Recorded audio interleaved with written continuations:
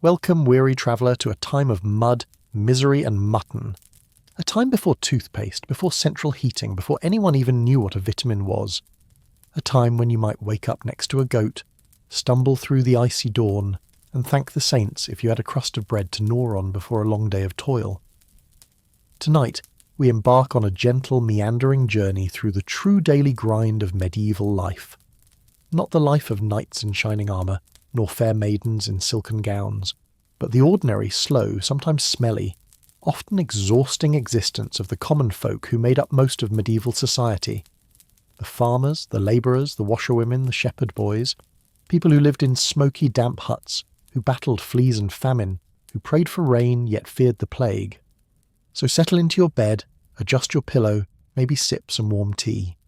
We'll drift softly through that distant world together, a world of lumpy straw mattresses, endless mud, and deeply questionable hygiene. Don't worry about dragons or epic quests. There are none here, just centuries of cold feet, aching backs, and the endless quest for a half-decent meal. If you enjoy slowly drifting through dusty chapters of history, where nothing explodes and no one shouts, feel free to gently tap the subscribe button. It supports this cosy little channel and helps me keep digging up more boring yet oddly comforting stories from the past.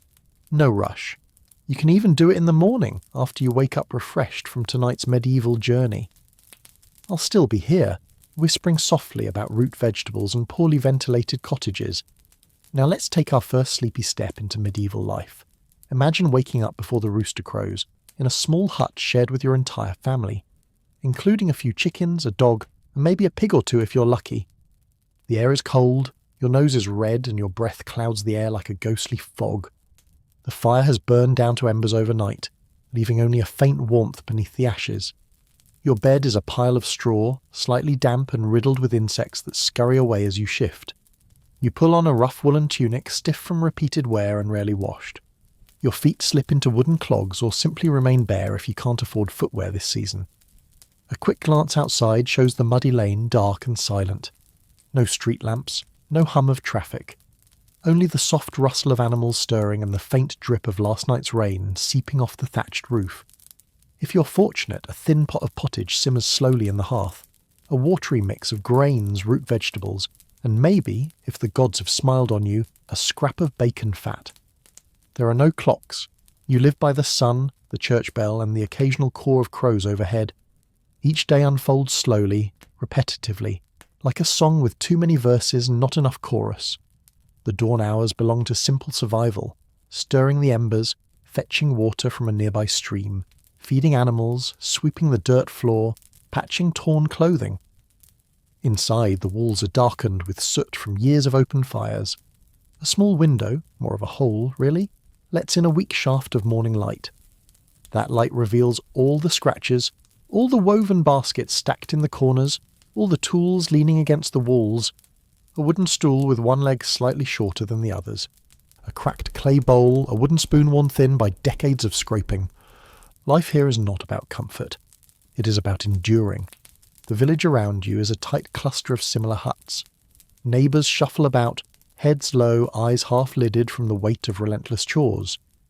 There are no long conversations over coffee, no leisurely breakfast with eggs and toast. There is gruel, a few curses mumbled under the breath, and maybe a quick prayer to ward off the pox.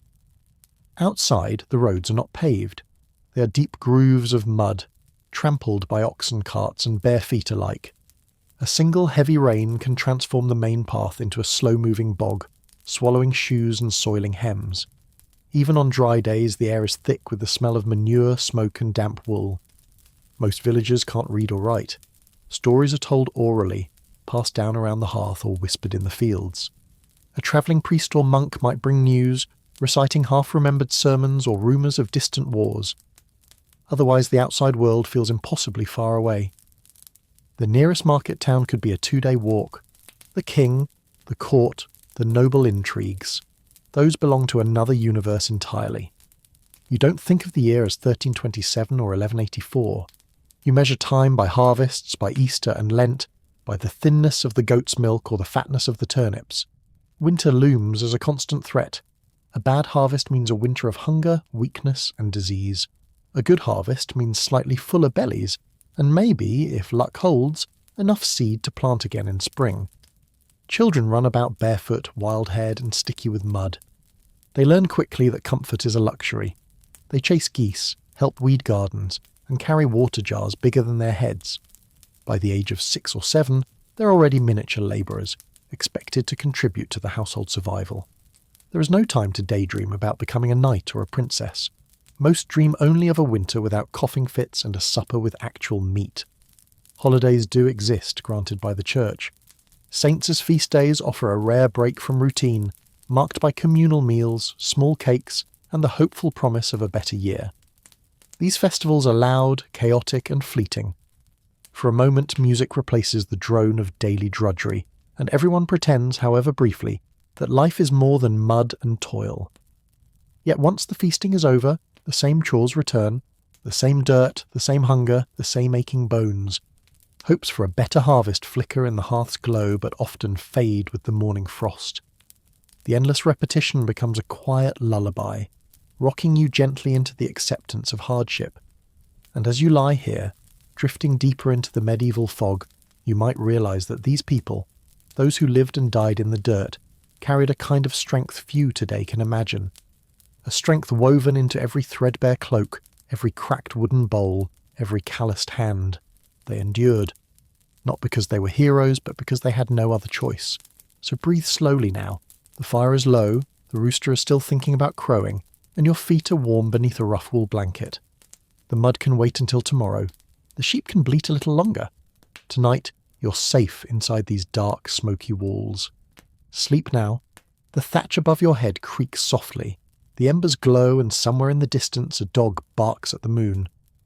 We'll continue soon, but for now, rest. The medieval morning began not with the gentle chime of an alarm clock, but with the restless shifting of animals, the creak of wood, and the soft cough of a neighbour already stoking their hearth. You did not wake when you wanted to. You woke when the world around you insisted. Long before the sun kissed the treetops, you were already rolling off your lumpy straw mattress, groaning as your spine reminded you of yesterday's labour. The first moments were cold, very cold, especially in winter months when frost clung to the inside walls like quiet ghosts. Your breath curled into little white puffs as you reached for your rough woolen tunic, still stiff from yesterday's sweat. Perhaps you slipped your feet into leather shoes, if you were lucky enough to own a pair that hadn't fallen apart. Most likely you went barefoot, wincing at each sharp pebble on the dirt floor. No matter your aches or your dreams of staying in bed, there was work waiting. The animals needed tending before anything else. The cow needed milking, a slow, patient act in the half-dark, fingers numb and slick. The goat needed grain. The chickens needed releasing from their night coop, flapping indignantly into the cold dawn. You checked for new eggs, hoping to find enough to trade or to enrich the bland pottage bubbling on the hearth. Fetching water was next. This meant a walk to the nearest well or stream, clay jar balanced carefully on your shoulder or head. Water was heavy, cold, and precious. Sometimes the path was a slippery mess of mud and animal droppings. Other times it was frozen solid, forcing you to crack ice with a stick, breath steaming into the bleak air. There was no faucet to turn, no guarantee of a clean flow. Every drop carried risk, of illness, of parasites, of unexpected surprises. Returning home, your arms ached and your shoulders stung from the heavy jar. Inside, you set it carefully by the hearth, adding a little to the pottage if you were lucky enough to have any simmering. Breakfast was not a feast. It was a modest, often disappointing ritual. Pottage, a thin grey stew made from grains, root vegetables, and maybe some stale scraps of last week's bread. On truly lucky mornings, a dribble of milk or a precious egg might be stirred in, transforming the meal into something almost festive. Spoons clinked in wooden bowls. Children slurped noisily, cheeks smudged with ash from the fire. There was no sugar, no fruit juice or hot porridge with honey, just sustenance to get through another endless day. You chewed each bite with care, eyes half closed, already dreading the hours ahead. While you ate, the room filled with the sounds of life waking up. A neighbour calling for help with a stuck goat. A dog barking at a rooster strutting arrogantly through the mud. The sharp caw of a crow perched on the fence, eyeing your meagre breakfast with interest. There were no walls thick enough to keep out these daily symphonies. Your world was porous, noisy, and shared. Once you finished breakfast, it was time to face the chores. Your day might include grinding grain with a heavy stone quern, each rotation echoing in your shoulders for hours after. It might mean mending holes in worn-out tunics, fingers pricked and eyes straining in the dim light. Perhaps you would help repair the thatched roof, balance precariously while straw prickled your skin and the wind threatened to toss you into the neighbour's pig pen. Or maybe you'd be out in the fields turning soil with a wooden plough, feet sinking into the mud, back screaming in protest. If you were a woman, your day was a woven tapestry of tasks. Fetching more water, always more water, feeding children and elders, weaving cloth on a creaky loom, the rhythmic thump echoing through the room, spinning wool into yarn, fingers calloused and dusty, making cheese from the morning milk, straining curds through rough linen, tending the vegetable patch, cursing the snails and weeds, scrubbing clothes in icy water, beating them against stones until your knuckles bled. If you were a man, you might be repairing fences, mending tools, chopping wood for the hearth, or trudging to the Lord's fields to fulfill your days of service, known as labour rent. There were no weekends, no days off. The church might declare feast days, and perhaps you'd get a moment to rest, but even then, chores only piled up for the next morning. Every breath was laced with the smell of smoke and manure.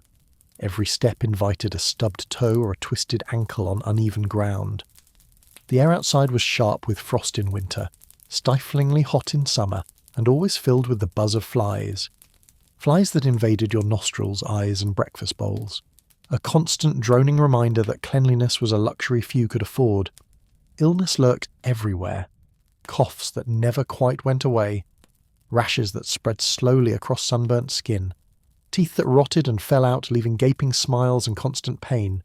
A cut from a rusty blade might swell, turn black, and lead to a slow, feverish death.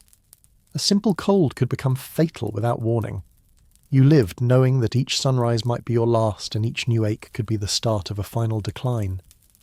Yet, in all this grim routine, small joys shimmered. A child's laughter echoing across the muddy yard. A neighbour sharing a small crust of cheese. A kind word exchanged over the fence while chickens squabbled at your feet. These were fleeting, delicate sparks of humanity, easy to miss in the endless grey swirl of survival. Church bells tolled in the distance, marking the passage of time in a world without clocks.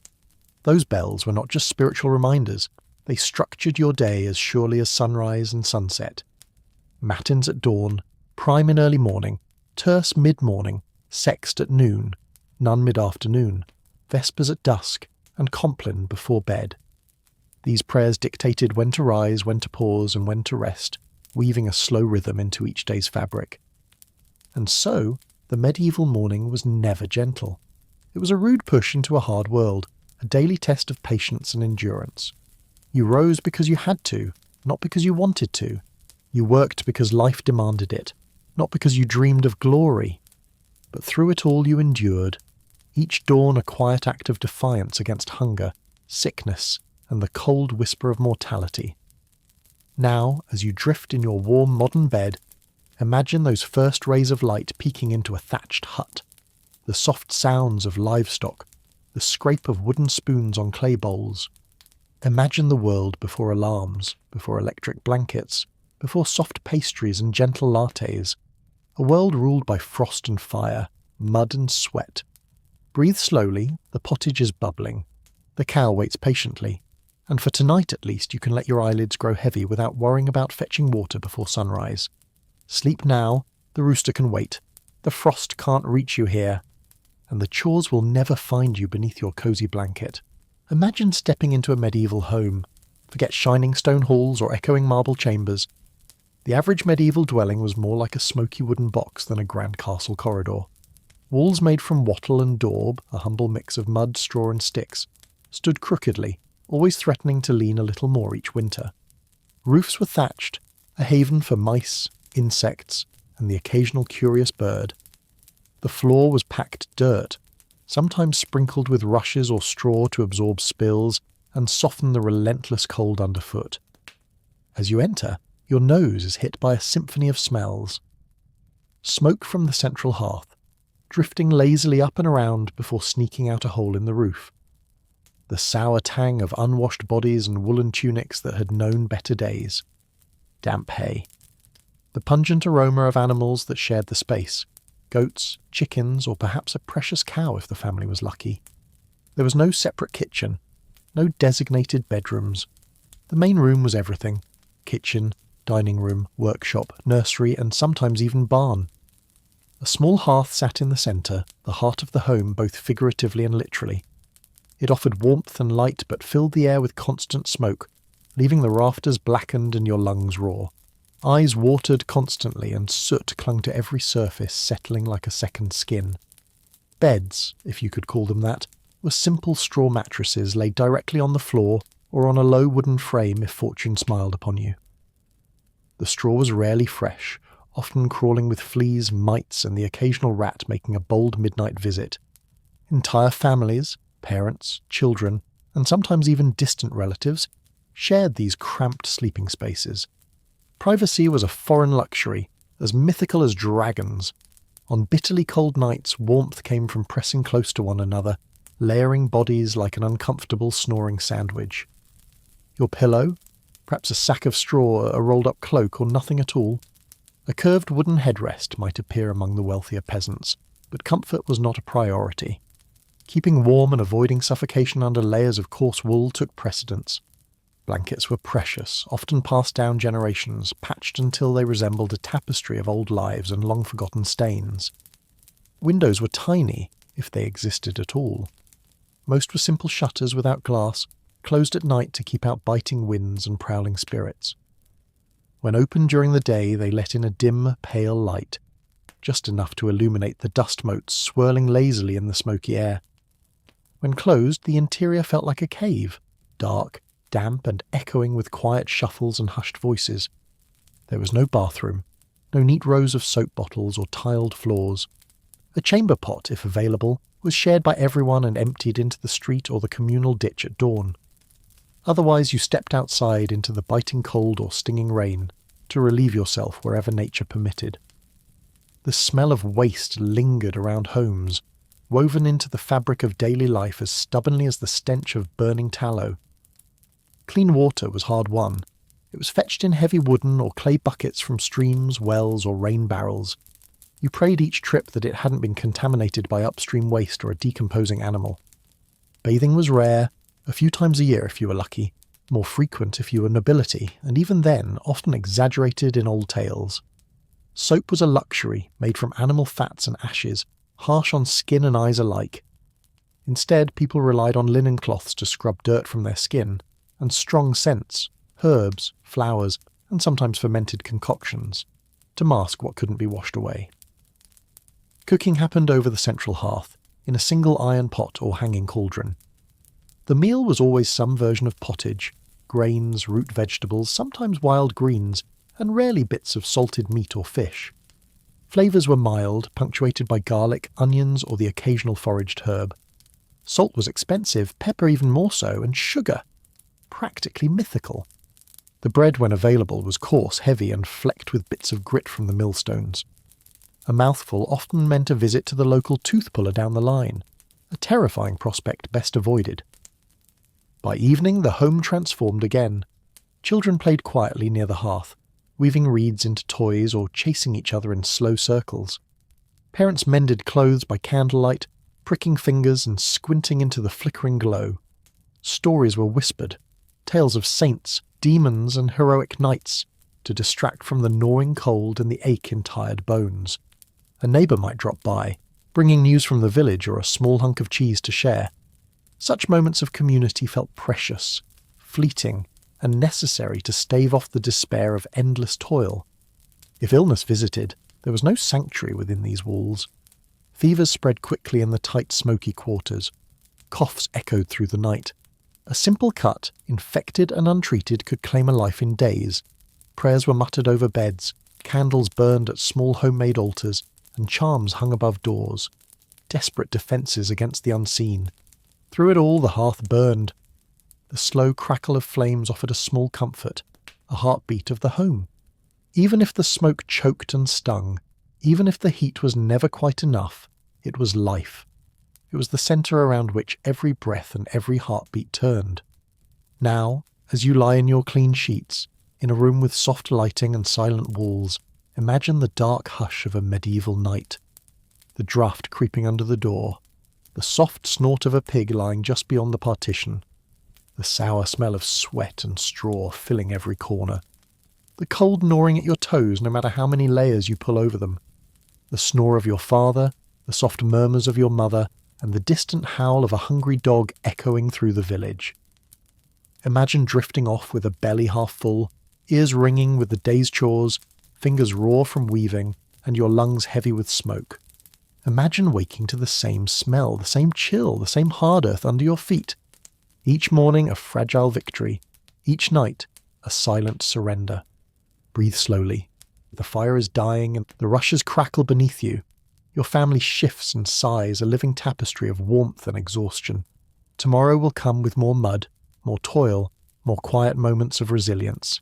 But tonight, let your eyes close, soothed by the low glow of the hearth and the shared breath of those you love. Sleep now. The smoke won't sting you tonight. Your bed is warm. Your dreams can wander beyond the wattle walls. Close your eyes and imagine a medieval table. Not a grand oak banquet hall feast, but a simple wooden board balanced on barrels or rough-hewn legs. There are no gleaming silver platters, no delicate glass goblets, no array of sparkling forks and knives laid out in order. Instead, there's a single bowl, a shared spoon, a rough chunk of bread so dense it could double as a doorstop. The medieval diet was shaped by necessity, not taste. Grain was king. It filled bellies and kept people moving from sunrise to sunset. Most meals revolved around pottage, a kind of thick stew made from whatever was on hand. Barley, oats, rye, boiled slowly with root vegetables like turnips, carrots and onions. If luck smiled, you might toss in a few wild greens gathered from the hedgerows or a pinch of herbs grown by the door. Meat, rare and reserved for special days, festivals, or if you were a hunter or wealthy enough to own livestock. The common folk subsisted largely on grains, legumes and the occasional salted herring. Pigs, chickens and goats were precious investments, sources of milk, eggs and wool rather than daily roasts. When a pig was slaughtered, every piece was used. Blood for black pudding, fat rendered for cooking, organs turned into sausages or pies, bones boiled for broth. For most peasants, the meat they tasted most often came in the form of tiny scraps, boiled into oblivion in a pot of pottage to make it stretch for days. Bread was a daily constant, yet far from today's fluffy loaves. Dark, coarse, often mixed with ground-up peas or beans to make the precious wheat last longer. Millstones left bits of grit in the flour, meaning each bite ground away at teeth already worn thin from a lifetime of chewing fibrous stalks and rough bread. Dental care didn't exist, and few kept their teeth into old age. Mouth pain was simply another part of life, gnawed at silently while chewing the day's meal. Ale was the beverage of choice, far safer than water, which teemed with bacteria and parasites. Even children drank ale, though it was far weaker than modern versions, a kind of nutritious fermented porridge more than a mind-numbing drink. Ales varied from household to household, sometimes flavoured with herbs, honey or even wild berries. Brewing was part of daily routine, with barrels and clay jugs lining walls and corners of every home. Water was drawn from wells, ponds or streams, but contamination was common. The sight of a bloated animal floating downstream wasn't rare. People preferred ale not because they loved drunkenness, though some did indulge, but because it kept them alive. Beer and ale contained enough alcohol to kill some of the most dangerous bacteria and provided much-needed calories. Fasting days dictated by the church punctuated the calendar. Many people observed more than 100 fast days each year, where meat was forbidden and fish or plant-based meals were emphasized. On these days, meals grew even simpler, relying on thin vegetable soups, pickled fish, and yet more bread. The idea of Fish Friday might sound quaint today, but in medieval times it was a serious religious obligation, policed by local authorities and priests alike. Cheese and butter were cherished luxuries. When cows produced enough milk, it was churned and pressed into cheeses that could last weeks or months. Soft cheeses were devoured quickly, while harder varieties might be kept for leaner months or hidden from tax collectors. Butter, used sparingly, flavoured bread or finished cooking stews, its richness a momentary escape from endless gruel. In wealthier homes, perhaps a minor noble or a prosperous merchant, the tables looked a little different. You might see roasted game birds, spiced pies, custards sweetened with imported sugar, and wine shipped from distant vineyards. Exotic spices such as saffron, cinnamon, and cloves shimmered on the table as symbols of power and status. These meals were performances as much as nourishment, signalling wealth and connections in every aromatic bite. But for most, the feast remained a dream. Seasonal scarcity meant that during winter and early spring, known ominously as the hunger gap, stores dwindled dangerously. People relied on whatever remained in root cellars: shriveled onions, carrots turned soft and sweet, and withered apples. Desperation often led to foraging: bitter herbs, acorns leached of their toxins, and even bark in the harshest times. Famine wasn't just a distant possibility, it lurked at the edge of every year's harvest, a dark spectre haunting every planting season. Meals were communal events. Large wooden bowls or trenchers, hollowed-out slabs of stale bread, sat in the middle of the table, and family members dipped in their spoons or tore off soggy chunks. The same bowl fed everyone: grandparents, parents, children, guests, and sometimes even a neighbour passing by. No one worried about double-dipping. Survival left no room for squeamishness. Children learned early to eat quickly before the last scraps vanished. A slow eater meant an empty stomach. Feasts and festivals provided rare moments of abundance. After a successful harvest or during important religious celebrations, whole villages might gather to share roasted oxen, barrels of ale, and vast flatbreads covered in onions and herbs. Songs echoed across fields, dancers kicked up dust, and for one night, hunger loosened its cruel grip. These celebrations were the highlights of the year, a bright ember of memory to warm the long cold nights that followed. Breakfast didn't exist as we know it. People broke their fast sometime after sunrise, with leftover bread, cheese if they were lucky, or a thin porridge. Midday brought the main meal, heavy with pottage or stew, and supper at dusk was lighter, often just more bread and ale before collapsing into straw beds. Food preservation was vital. Meat was salted, smoked, or dried. Fish was pickled or packed in barrels with layers of salt. Fruits were turned into pastes or stored in honey, and vegetables were dried or fermented. Every household kept a careful inventory, constantly calculating how long each sack, jar, or barrel might last. A single spoiled batch could mean a hungry winter. As you lie there now, with your fridge humming softly and your pantry lined with colourful packages, imagine living in a world where every bite carried the memory of labour, risk, and the gamble of next season's harvest. Imagine sipping a thick, lukewarm ale in place of clean water, chewing gritty bread by the flickering hearth, praying your tooth won't shatter tonight. Dreaming of a plump chicken roasting on a spit, the smell drifting into your sleep as a phantom feast. In that quiet, dark, medieval kitchen, someone stirs a pot slowly, pausing to scratch a flea bite. A child nudges closer, hoping for an extra ladleful.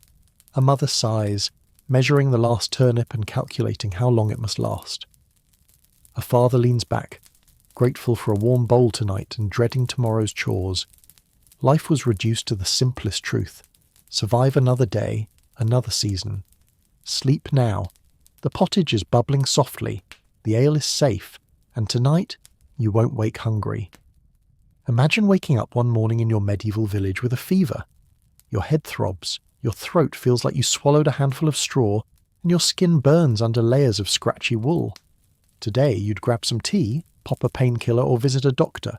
Back then, your first stop was likely the local wise woman, barber surgeon, or the nearest shrine.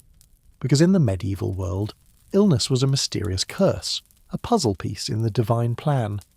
Medieval medicine mixed fragments of ancient Greek theory, folk remedies, superstition, and religious belief into one murky brew. At its core sat the theory of humours, first popularised by Hippocrates and Galen centuries earlier. The body was thought to contain 4 humours: blood, phlegm, yellow bile, black bile. Health meant keeping these humours in perfect balance. A fever, too much blood; melancholy, too much black bile; digestive troubles, Probably a confusion of bile and phlegm. The solutions? Bleed it out, purge it, balance it with specific foods or odd activities. Leeches and bloodletting were commonplace. Physicians believed that draining blood would restore harmony, so veins were opened or small cuts made to encourage bad blood to escape.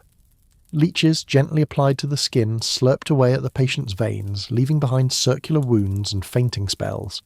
Patients might feel weaker, but that was the point. Sickness, they thought, was strength gone awry. Cupping was another popular technique. Glass or horn cups heated and pressed to the skin to create suction, drawing impurities out through the flesh. Blistering and scarring were common side effects, but patients saw these marks as signs of healing. Herbal remedies provided the gentler side of medieval healing, passed down through generations.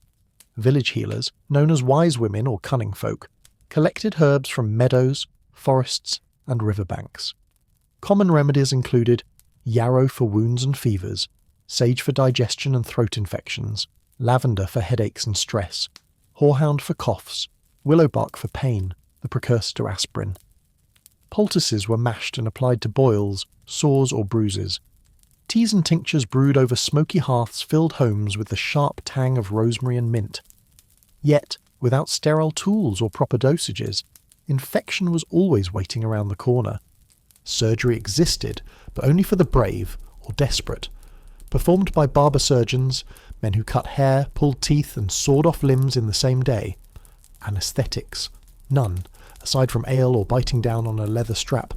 Tools included crude saws, forceps, and knives, all unsterilised and caked with dried blood from previous patients. Amputations were quick and brutal, with survival hinging more on luck than skill. Infection and sepsis often finished the job the saw started. Dentistry was another medieval nightmare. Rotting teeth were yanked out with forceps or fingers. Toothache? Cauterization with hot iron rods or herbal plasters might offer temporary relief.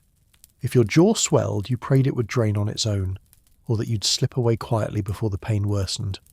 Hospitals did exist, though they resembled monasteries more than medical centres. Monks and nuns cared for the sick, offering clean linens, broth, and prayers. The focus was on spiritual healing, making peace with God in case death arrived. Saintly relics and holy water were considered powerful treatments. Pilgrims travelled miles to touch bones of saints, believing the divine presence would cure them. Some shrines advertised miracle cures, blindness reversed, tumours vanished, fevers banished overnight.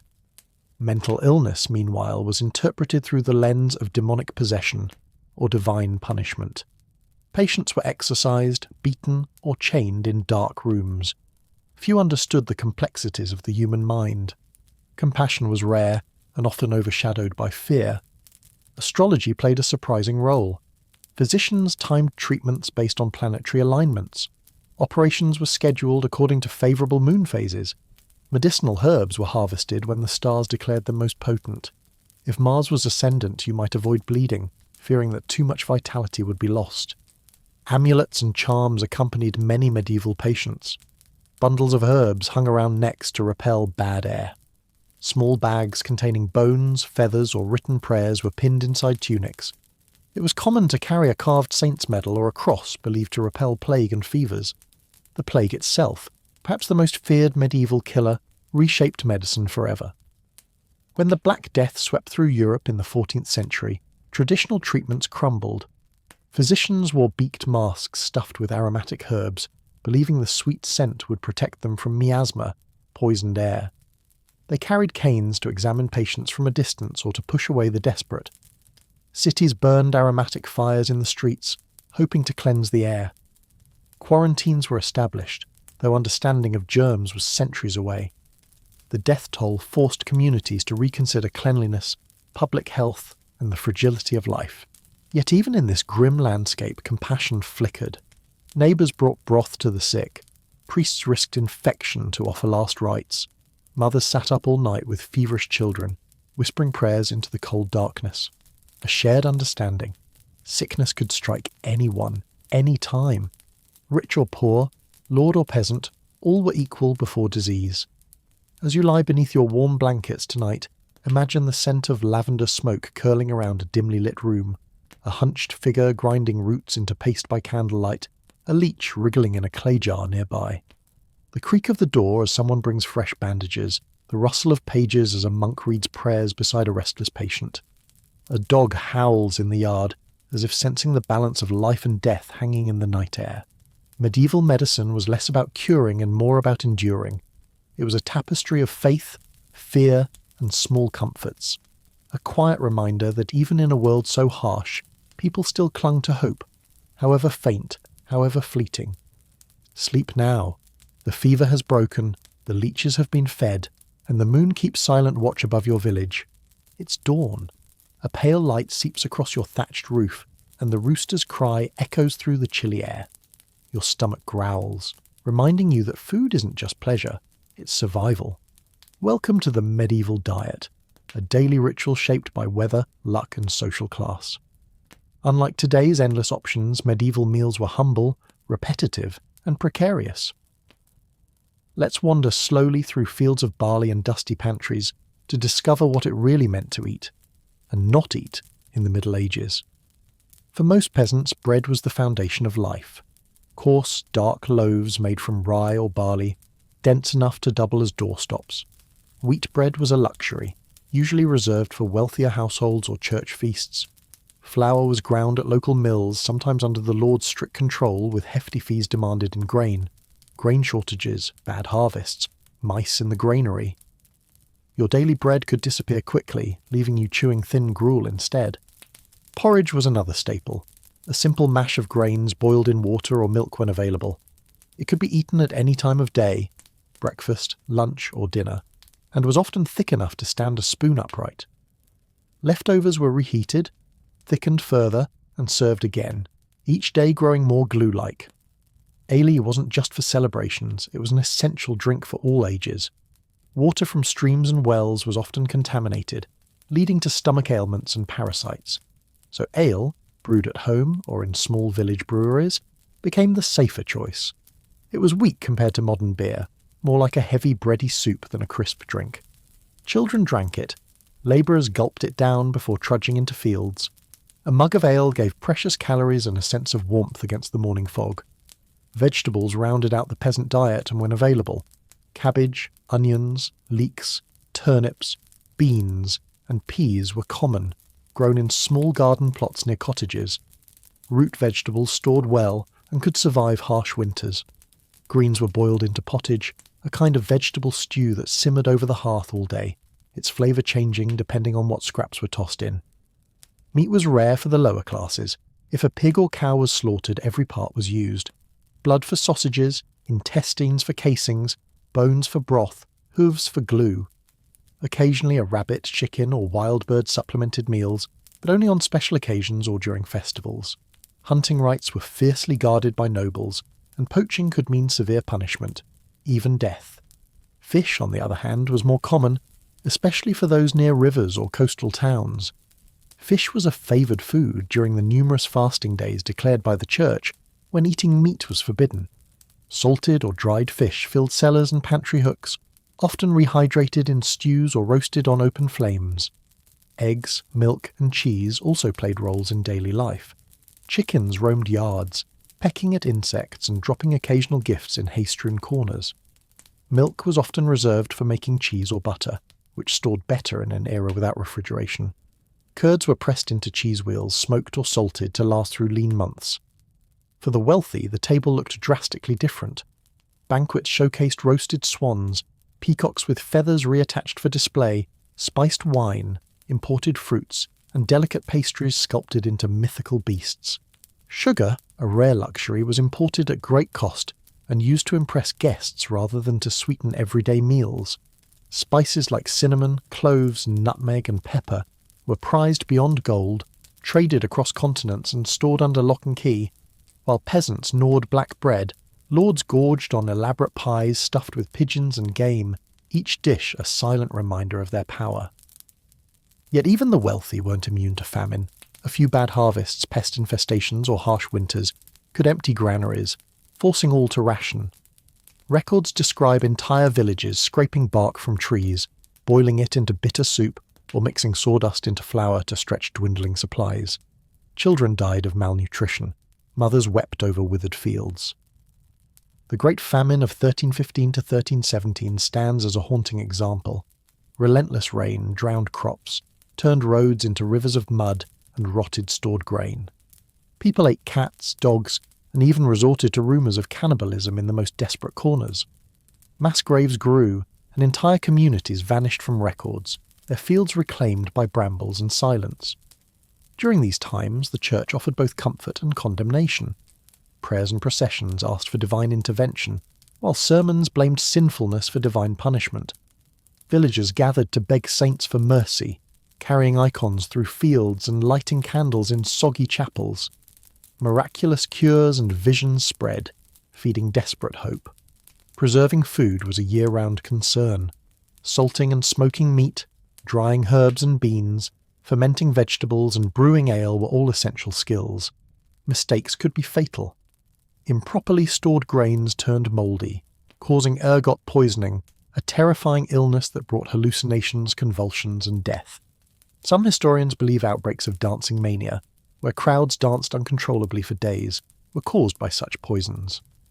In towns, bakers had to follow strict rules to ensure fair bread prices and weights.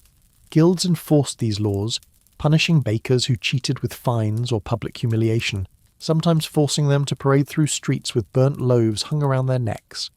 Markets bustled with sellers shouting about radishes and salted herring, each deal a delicate dance of barter and bargaining. The psychological toll of hunger shaped medieval minds as much as swords or sermons. Even in good years, people feared the whisper of crop blight or the distant rumble of an approaching army that might trample fields.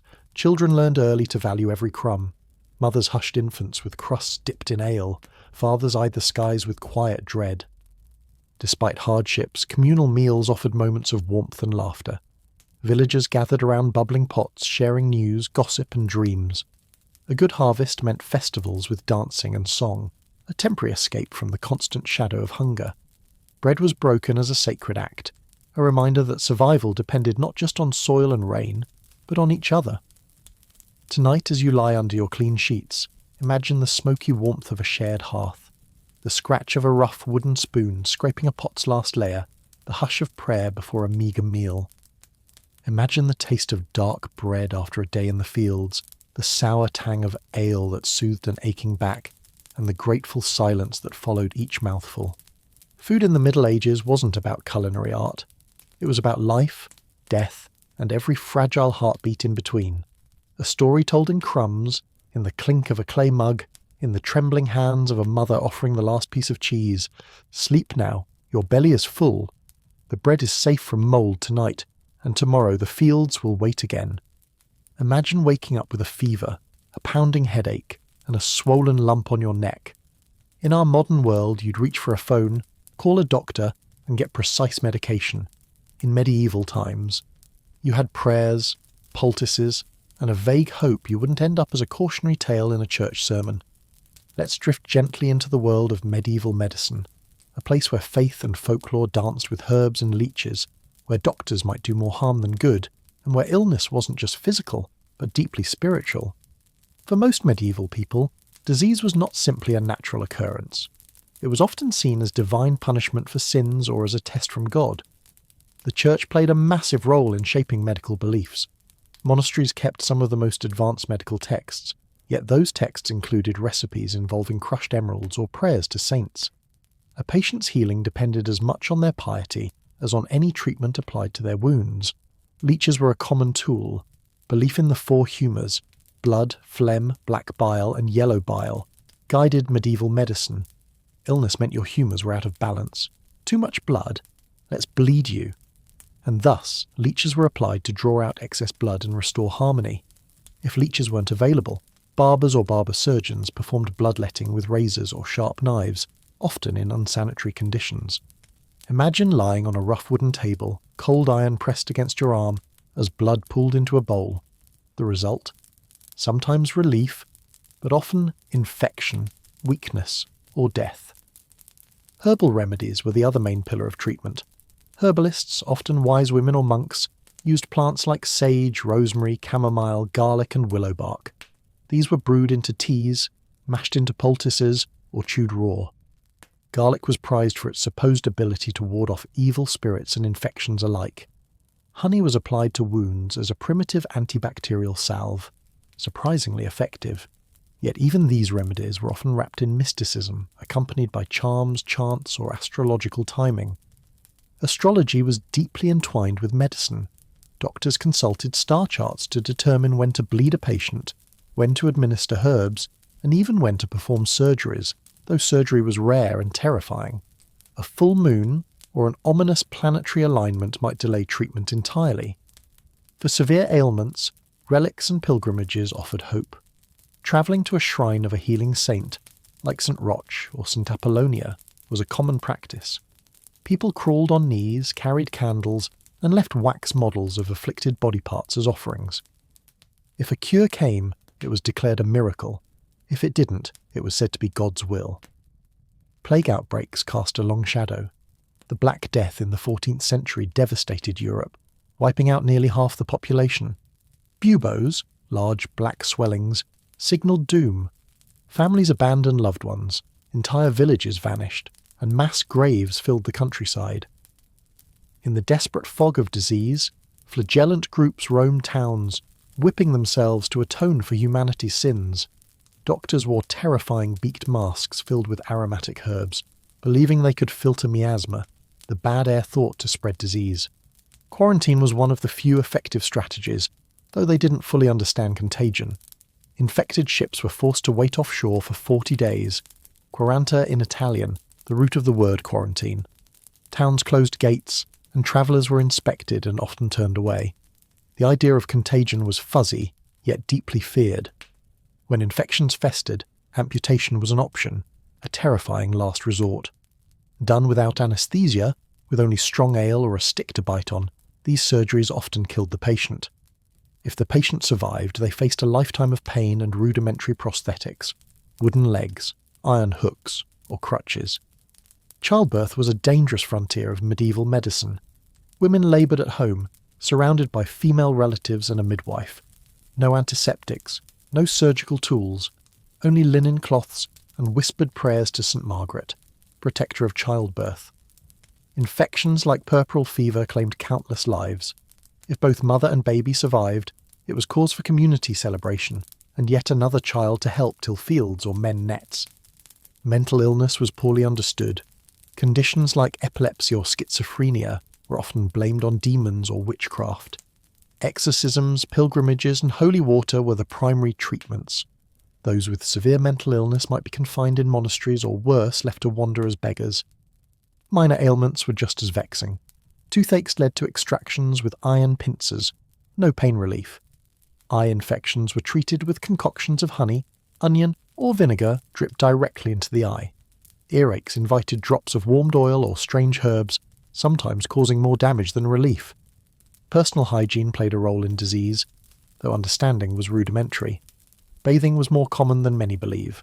Public bathhouses existed in towns and cities, albeit mostly for the upper classes. Hot water, perfumed oils, and communal steam rooms offered temporary cleanliness. Yet shared tubs also meant shared bacteria.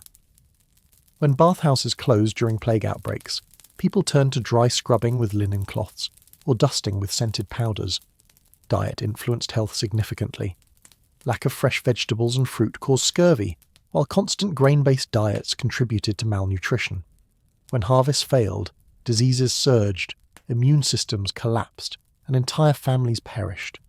Monasteries served as the closest thing to hospitals.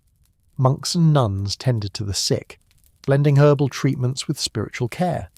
They meticulously copied medical texts, preserving knowledge from ancient Greece and Rome, though often mixed with superstition. A monk might apply a poultice of mouldy bread, an early accidental antibiotic, while chanting psalms for divine favour. Trust in physicians was cautious at best. Medical charlatans roamed fairs and markets, selling potions and elixirs, claiming to cure everything from baldness to broken hearts. These snake oil salesmen preyed on desperation, vanishing before complaints could catch up. Yet, despite all these flaws and fears, medieval communities cared deeply for each other. Neighbours gathered to help an ailing farmer bring in his crops. Women brought broth and bread to sick mothers. Candles were lit for the dying, prayers woven into the midnight air. In a world with few guarantees, compassion was often the most reliable medicine. Tonight, as you snuggle under a blanket and drift towards sleep, imagine the quiet hush of a medieval sick room. A single flickering candle, a woman humming a hymn beside your bed, the sharp smell of garlic and herbs, the faint hope that morning might bring relief, the clink of a leech jar, the scrape of a mortar grinding sage and rosemary, the whispered plea to a distant saint. In that fragile space between life and death, medieval medicine offered more than just treatments. It offered stories, community, and a chance, however slim, to keep going one more day. Sleep now.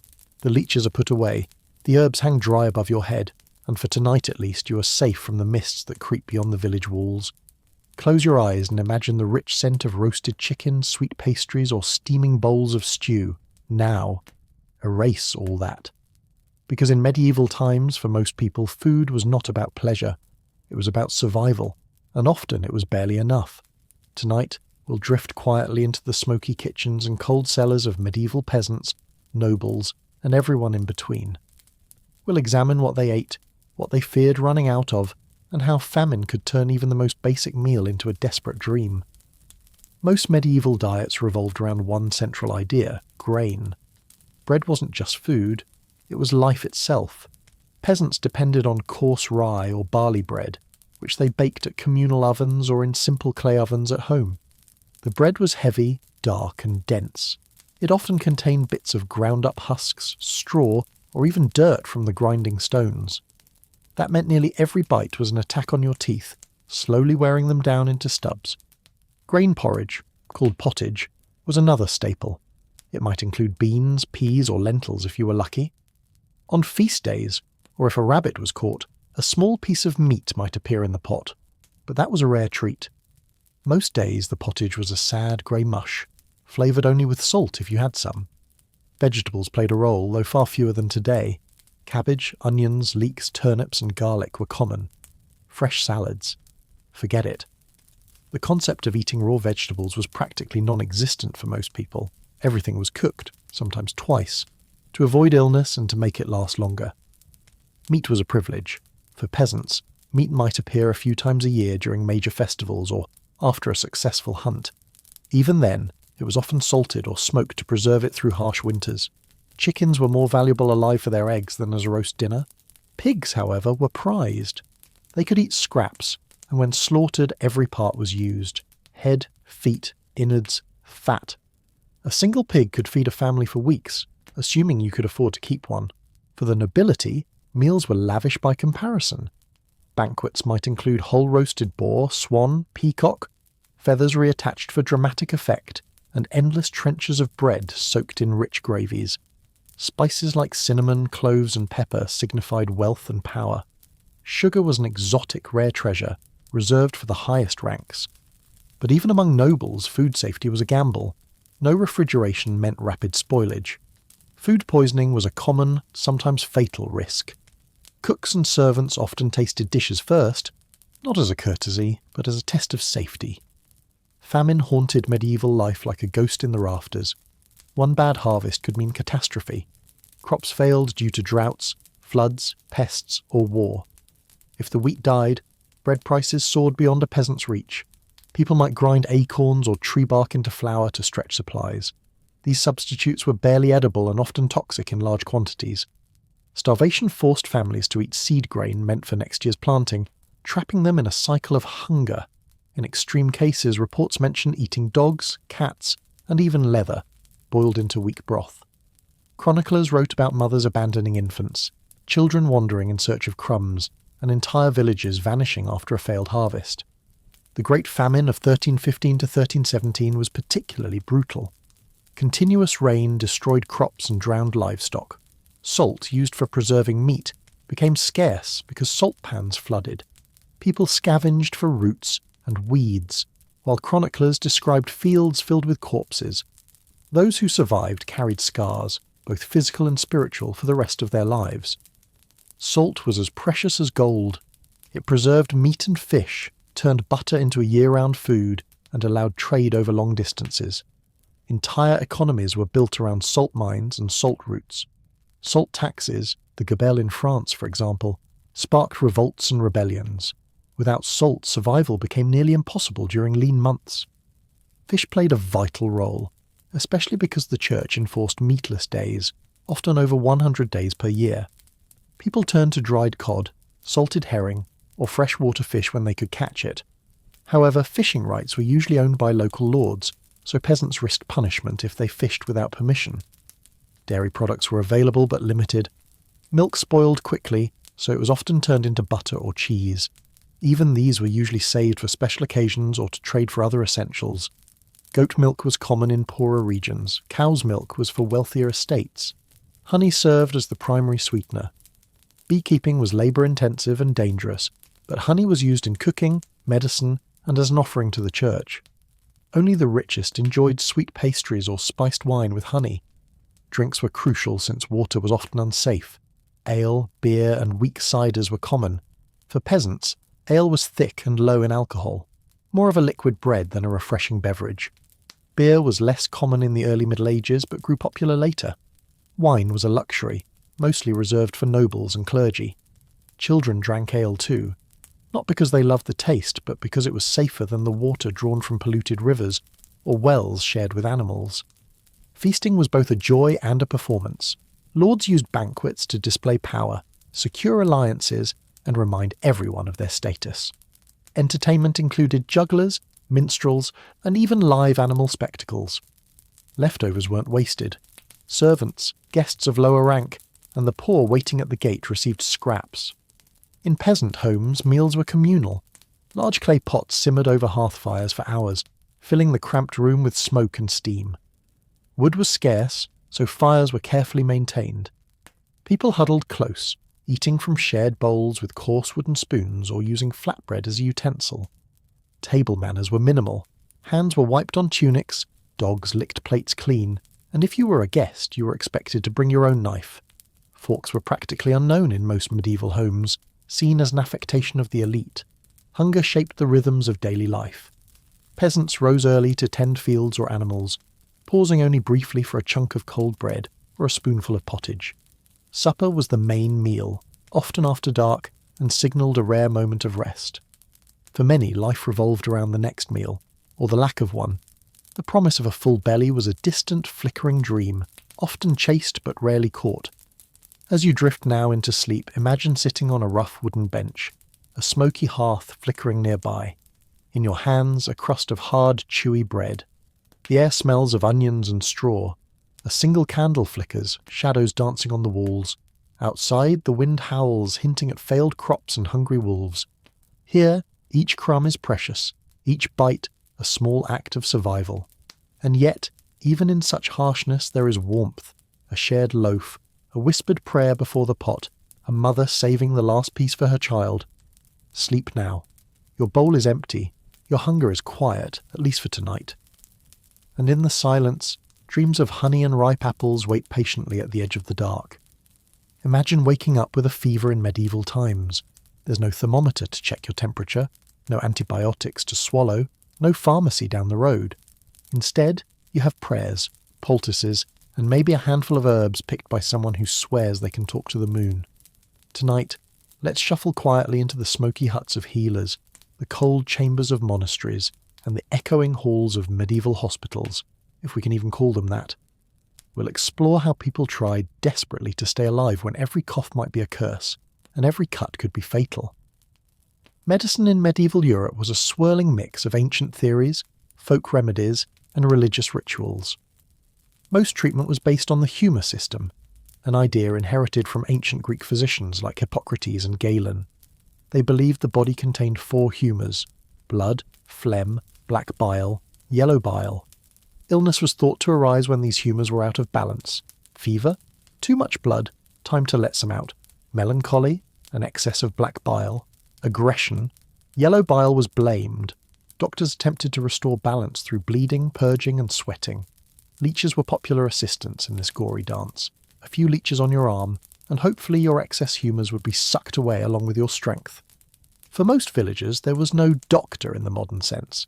Instead, they relied on local healers, wise women, or cunning folk. These practitioners gathered knowledge from trial and error, folk tradition, and whispered secrets passed down through generations. Their cures might include herbal poultices made from yarrow, sage, or garlic, steaming herbs to chase out spirits, mud and clay applications for wounds, animal fats mixed with beeswax for soothing salves. Spiritual elements were deeply intertwined. A fever might be treated with prayers to local saints or charms hung above the bed. Holy relics were pressed against the skin. Pilgrimages were undertaken to sacred springs or shrines rumoured to heal the faithful. The line between magic and medicine blurred constantly. Incantations were recited alongside herbal remedies. Even the act of mixing a potion often included a prayer or a protective chant. Monasteries served as centres of learning and healing. Monks kept herb gardens and copied ancient medical texts. They might prepare infusions of mint for digestion, or willow bark for pain, the distant ancestor of aspirin. Hospitals attached to monasteries offered rudimentary care. They weren't hospitals in our sense, more like hospices for the sick and dying. Beds were packed tightly. Air was thick with incense and the smell of unwashed bodies. Nuns and monks tended to the patients, offering prayers as much as poultices. The Christian Church played a massive role in medical care. Sickness was often seen as divine punishment for sin. Confession and penance were prescribed alongside physical treatments. The Church also controlled access to certain relics, believed to heal those pure of heart, or at least those who paid well. Surgery was a last resort. Surgeons were often viewed as manual labourers rather than learned men. Barber surgeons performed procedures, sometimes in the same chair where you got your hair trimmed. Their tools were horrifying. Knives and saws for amputations, hot irons for cauterizing wounds, crude forceps for tooth extractions. Anesthesia was minimal or non-existent, perhaps some strong ale or herbal concoctions to dull the edge of agony. In most cases, the patient had to grit their teeth, or more often scream into a rag. Despite the risks, some surgeries did succeed. Trepanation, drilling a hole in the skull, was performed to release evil spirits, or relieve pressure from head injuries. Evidence suggests that some patients survived these operations, though their lives afterward were often short and painful. Childbirth was one of the most dangerous events in a woman's life. Midwives guided labour using a blend of herbal knowledge, religious icons, and sheer experience. They might hang amulets in the room, sprinkle holy water, or call upon saints like St. Margaret, patron of childbirth. Complications were frequent. There were no sterile instruments. Infection was common and often fatal. Even if the mother survived, many newborns did not. Infant mortality rates were staggeringly high. A single cough or fever could end a young life, sending parents back to their knees in prayer. Plagues were perhaps the most feared afflictions. The Black Death, which swept through Europe in the mid-14th century, killed millions. Estimates range from 1/3 to half of Europe's population. People believed it was God's wrath, a punishment for collective sins. Others blamed bad air or miasmas, which led to bizarre preventative measures.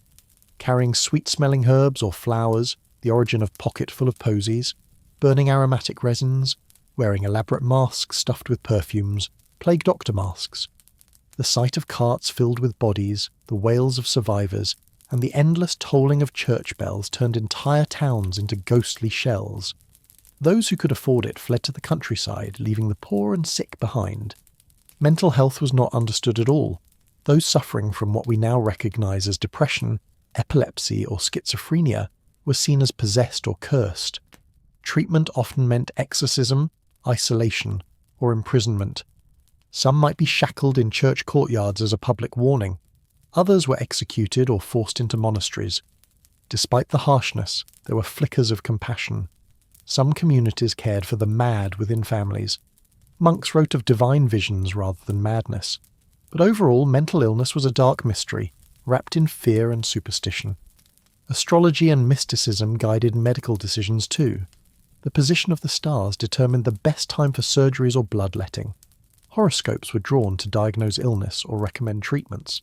A medieval doctor might refuse to set a bone if the moon was in the wrong phase, fearing it would not heal properly.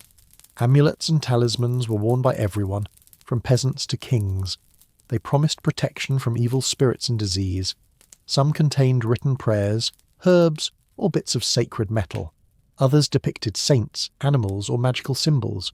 In a world without microscopes or germ theory, these charms offered a sense of control, however illusory.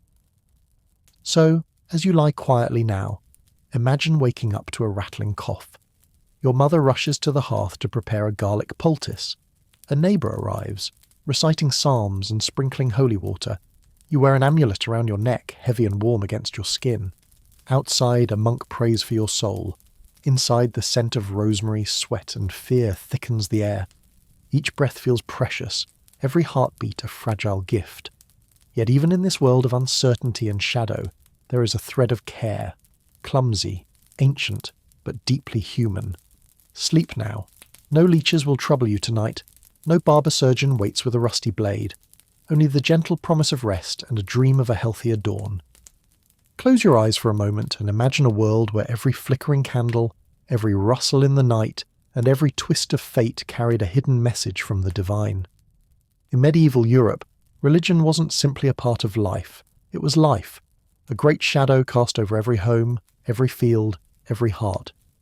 Tonight, let's drift softly into this tapestry of faith and fear, where saints watched your every move and demons lurked behind every misfortune. From the cradle to the grave, religion shaped every moment. Infants were baptized quickly after birth, not just as a welcoming ritual, but as urgent protection against the lurking danger of infant mortality. To die unbaptized meant the baby's soul would wander restlessly, forever separated from heaven. Parents often feared sudden illness or accidents before the priest could arrive. It wasn't uncommon for midwives to perform emergency baptisms if the priest was too far away. Children were taught prayers as soon as they could speak. Their earliest lessons included how to make the sign of the cross, to bow before altars, and to avoid the jealousy of unseen spirits. Fairy tales and moral stories blended seamlessly with lessons about sin, penance, and eternal damnation. The church wasn't merely a spiritual refuge, it was the centre of social, legal, and economic life. Church bells mark the rhythm of the day. Morning prayers, Angelus at noon, evening vespers, they called people to Mass, announced deaths, celebrated weddings, and warned of fires or attacks. Tithes were collected, often as much as 1/10 of a peasant's harvest or earnings.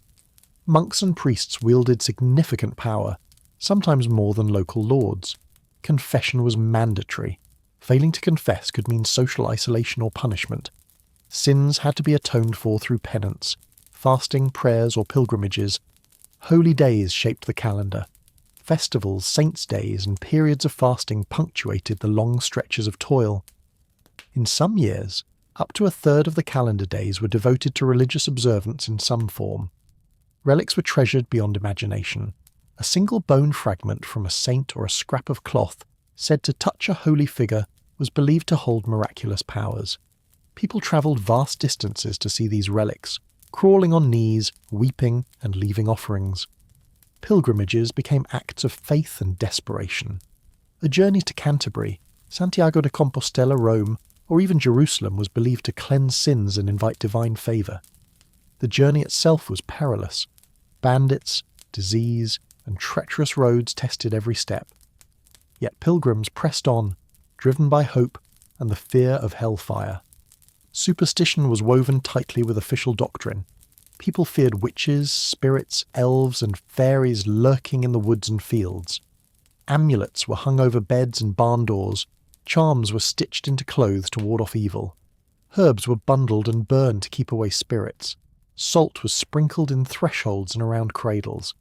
The church sometimes condemned these practices as heresy or paganism. But for many villagers, the line between holy protection and folk magic was invisible. A mother might pray to the Virgin Mary and also leave milk out for protective house spirits. A farmer might attend Mass on Sunday and then bury a charm in his field on Monday to ensure a good harvest. Demons and devils were considered active threats. Mental illness, sudden deaths, and crop failures were often blamed on demonic influence. Exorcisms weren't rare. They could be performed in dark church corners or in terrified family homes. The afflicted might be tied down, starved, doused with holy water, or forced to swallow bitter concoctions. These scenes were terrifying, echoing with screams and prayers. The devil was not a distant concept, but a daily terror. His temptations were believed to lurk everywhere, in the market, in the tavern, in a neighbour's suspicious glance. Visions and miracles were another facet of spiritual life. Some individuals claimed to see angels or hear divine voices. While some were revered as saints or mystics, others were accused of heresy or witchcraft. Women, in particular, faced scrutiny if they claimed divine visions. They might be canonized or condemned, sometimes both, depending on who told the story. The fear of heresy was immense.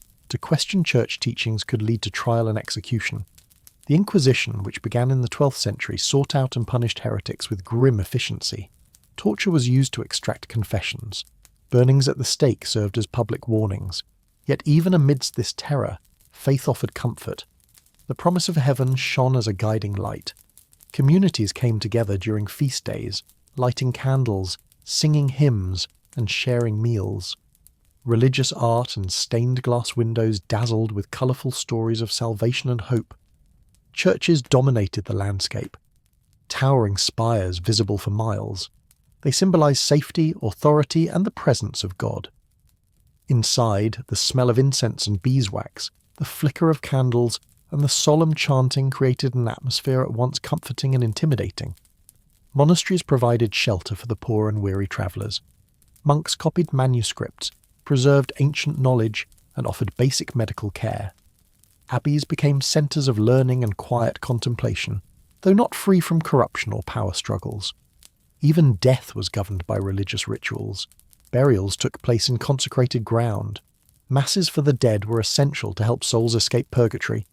Grave goods, while frowned upon officially, sometimes slipped into burial customs.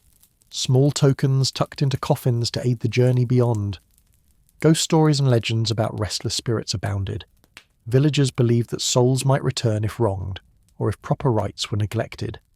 These tales maintained a powerful grip on the imagination, blurring the line between folklore and official faith.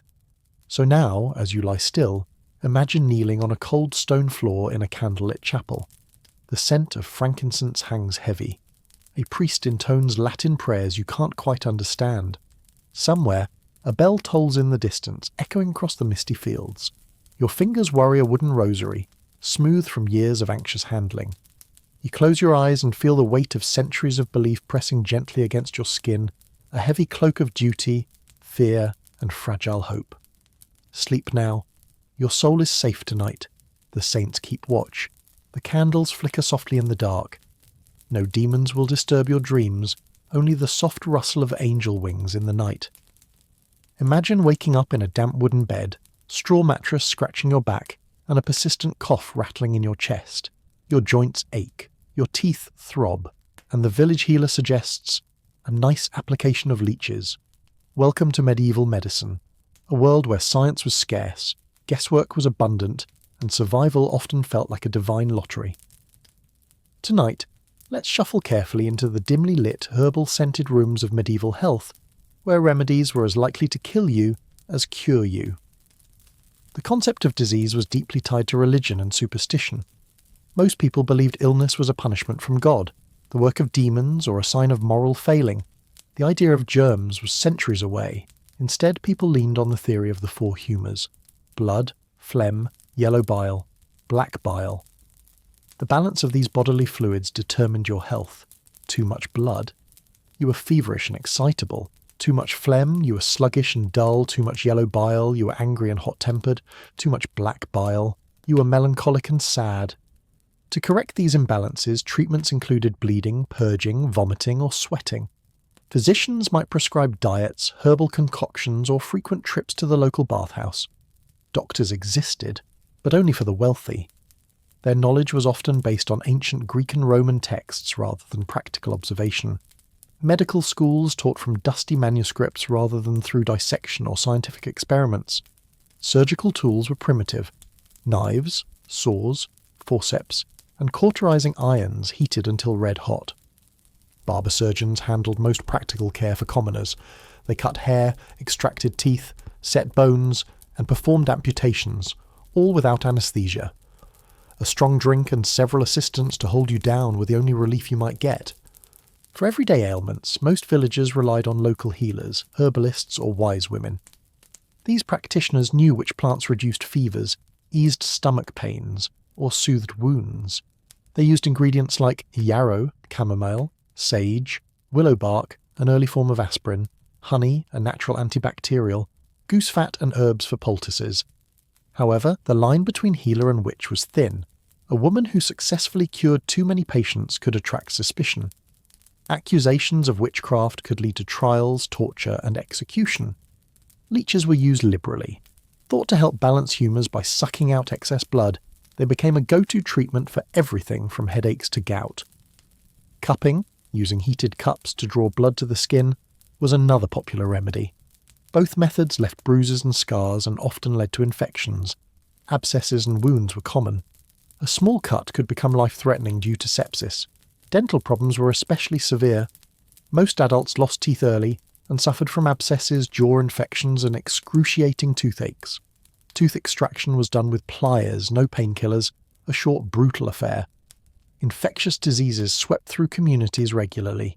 Smallpox, measles, and tuberculosis were widespread killers, but none compared to the terror of the plague. The Black Death, arriving in the mid-14th century, wiped out up to half of Europe's population. People had no understanding of contagion. They blamed poisoned air, miasma, divine punishment, or malevolent witches. Desperate measures included carrying sweet-smelling herbs or pomanders to purify the air, burning incense in homes and streets, flagellant processions, groups of people publicly whipping themselves to atone for sins and beg for mercy. Monasteries and hospitals were overwhelmed. Mass graves became necessary. Survival felt miraculous. Pregnancy and childbirth were among the most dangerous experiences. Maternal mortality was high. Midwives managed births, using herbal infusions and makeshift tools. C-sections were rarely attempted and usually fatal for the mother. If a baby survived, it was celebrated as divine favour. Stillbirths and infant deaths were tragically common, and families often lost several children before one reached adulthood. Mental health was poorly understood. Conditions like depression, epilepsy, or schizophrenia were often attributed to demonic possession. Those afflicted might be chained in cells, subjected to exorcisms, or abandoned. Some monasteries offered rudimentary care, but many simply locked away the mad and left them to fate. Epileptics in particular faced severe stigma. A seizure might be seen as proof of witchcraft or divine punishment. Communities both feared and pitied them, and treatments ranged from herbal remedies to harsh exorcisms. Sanitation was minimal. Waste was thrown into streets or rivers. People rarely bathed, weekly or even monthly at best for most peasants. Water was fetched from wells or streams and often contaminated. Bathhouses existed in towns but carried risks of disease spread and moral suspicion. Public authorities sometimes closed them to prevent outbreaks. Lice and fleas were constant companions. Clothing was rarely washed, and bedding was infested. A heavy cloak might hide your scabs and sores but could not stop the itch of parasites. Despite all this, some remedies worked surprisingly well. Honey cleaned wounds, certain herbal poultices reduced fevers, willow bark soothed pain. But these small victories were overshadowed by the sheer unpredictability of survival. Most peasants accepted illness as an unavoidable part of life. They prayed, endured, and carried on. A simple cold could be fatal, and living past 40 was a quiet triumph. Hospitals existed, but they were nothing like today's sterile institutions. Monastic hospitals focused on providing spiritual comfort rather than curing. Patients lay in communal halls, cared for by monks or nuns. Food, warmth, and prayers were the main treatments. In some cases, hospitals served more as hospices, places to die with dignity rather than to recover.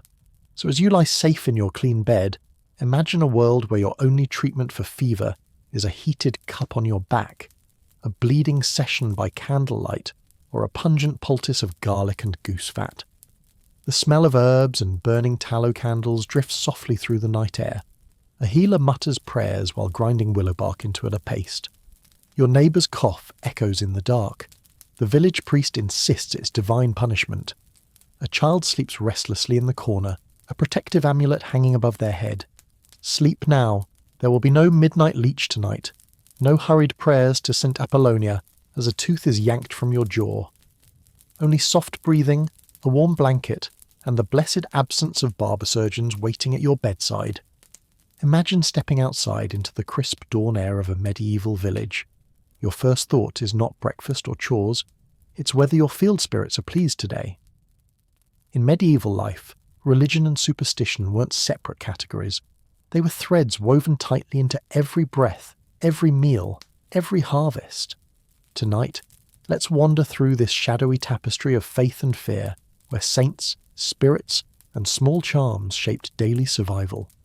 The medieval world was deeply Christian, at least in Europe, but Christianity then looked different from modern forms. Mass was in Latin, a language most people didn't understand. Images of saints, relics, and holy icons decorated every church and home. Religious festivals, feast days, and local pilgrimages punctuated the year. These events were more than spiritual. They were social occasions to see neighbours, eat better food, and briefly escape the grind of daily labour. People feared sin constantly. Heaven was real, but so was hell, and it was vividly imagined. Lakes of fire, demons with pitchforks, eternal torment. The church promised salvation but demanded penance. Confession, prayer, fasting and almsgiving were daily tools to keep the soul on track. Relics were central to medieval spirituality. A splinter of the true cross, a lock of a saint's hair, a piece of bone in a jewelled case. People believed these relics carried miraculous power. They cured illness, protected against storms, and ensured good harvests. Pilgrims travelled hundreds of miles on foot to see them, a journey of pain and devotion. Pilgrimage sites like Canterbury, Santiago de Compostela, or Rome drew enormous crowds. Along the way, pilgrims wore badges, collected souvenirs, and told stories of visions and miracles. For many, the pilgrimage was the most exciting and terrifying adventure of their lives. Saints functioned like heavenly patrons. If you lost your keys, you prayed to St. Anthony. If you had a toothache, St. Apollonia. For farmers, there were saints to protect sheep, cows, and vineyards. Pregnant women prayed to St. Margaret or St. Anne. There was a saint for nearly every problem, and their images filled tiny roadside chapels, homes, and market stalls. Villagers might keep small figurines of saints or painted icons beside their beds. Candles burned constantly to plead for protection or to thank for past favours. A melted candle stub was believed to carry a saint's blessing into the next day. But official religion didn't quash older beliefs. Folk superstitions thrived. People believed in fairies, forest spirits, water sprites, and restless ghosts. Charms and amulets hung over cradles to protect newborns from night walkers, spirits who stole infants in their sleep. Horseshoes, rowan branches, or salt lines guarded doorways against witches. Witchcraft was a real fear. Accusations could destroy entire communities. A failed harvest or sudden illness might spark rumours. A woman who knew too much about herbs or had a sharp tongue could easily find herself accused of consorting with the devil. The church opposed folk magic but also adapted it. Blessings, holy water, and exorcisms became ways to handle fears that once belonged to pagan traditions. Priests sold indulgences, payments to reduce time in purgatory. People paid, hoping to speed up their soul's journey after death. Medieval sermons described purgatory in terrifying detail. A place of burning, weeping, and waiting, it was the middle ground between salvation and damnation. The thought of ancestors suffering there haunted medieval minds. Families gave alms and arranged masses to ease their loved ones' suffering. Astrology played a surprising role.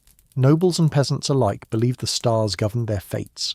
Astrologers advised on when to plant crops, marry, or embark on journeys.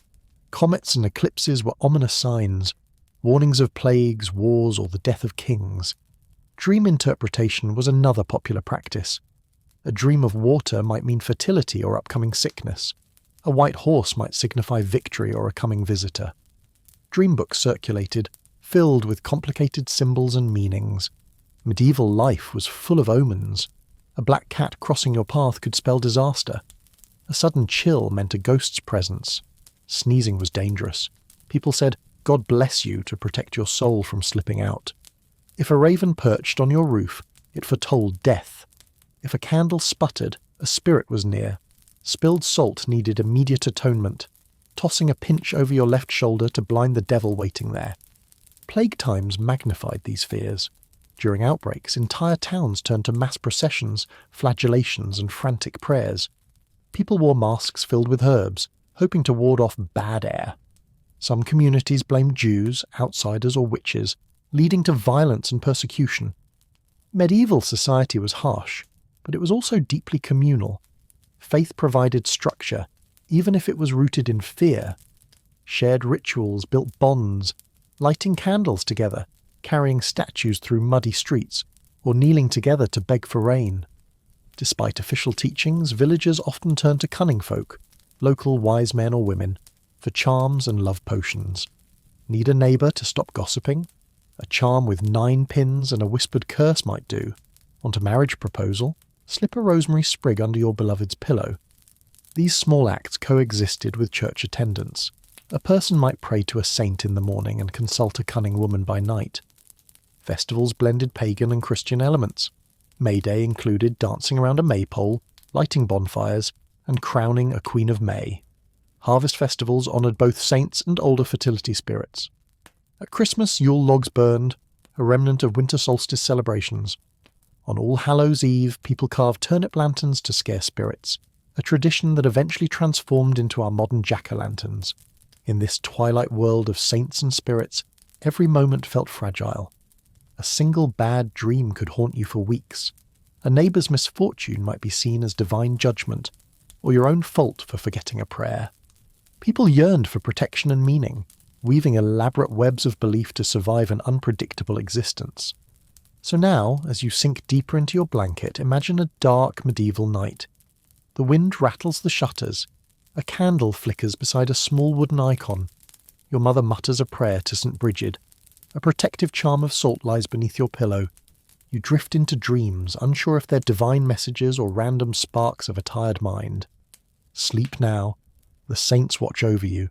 The spirits remain at bay, and tomorrow's omens can wait until the sun rises. In the medieval village, life was already harsh, but breaking the rules made it even more dangerous. Justice wasn't blind. It was public, painful, and deeply entangled with social standing and superstition. Tonight we'll walk carefully through crooked alleys, peeking into the local court, listening to accusations and witnessing punishments that seem more like theatre than law. Medieval Europe didn't have a single unified legal system. Laws varied wildly from village to village, lord to lord, and king to king. Local customs, known as common law, shaped most decisions. A travelling merchant might face different laws every few days.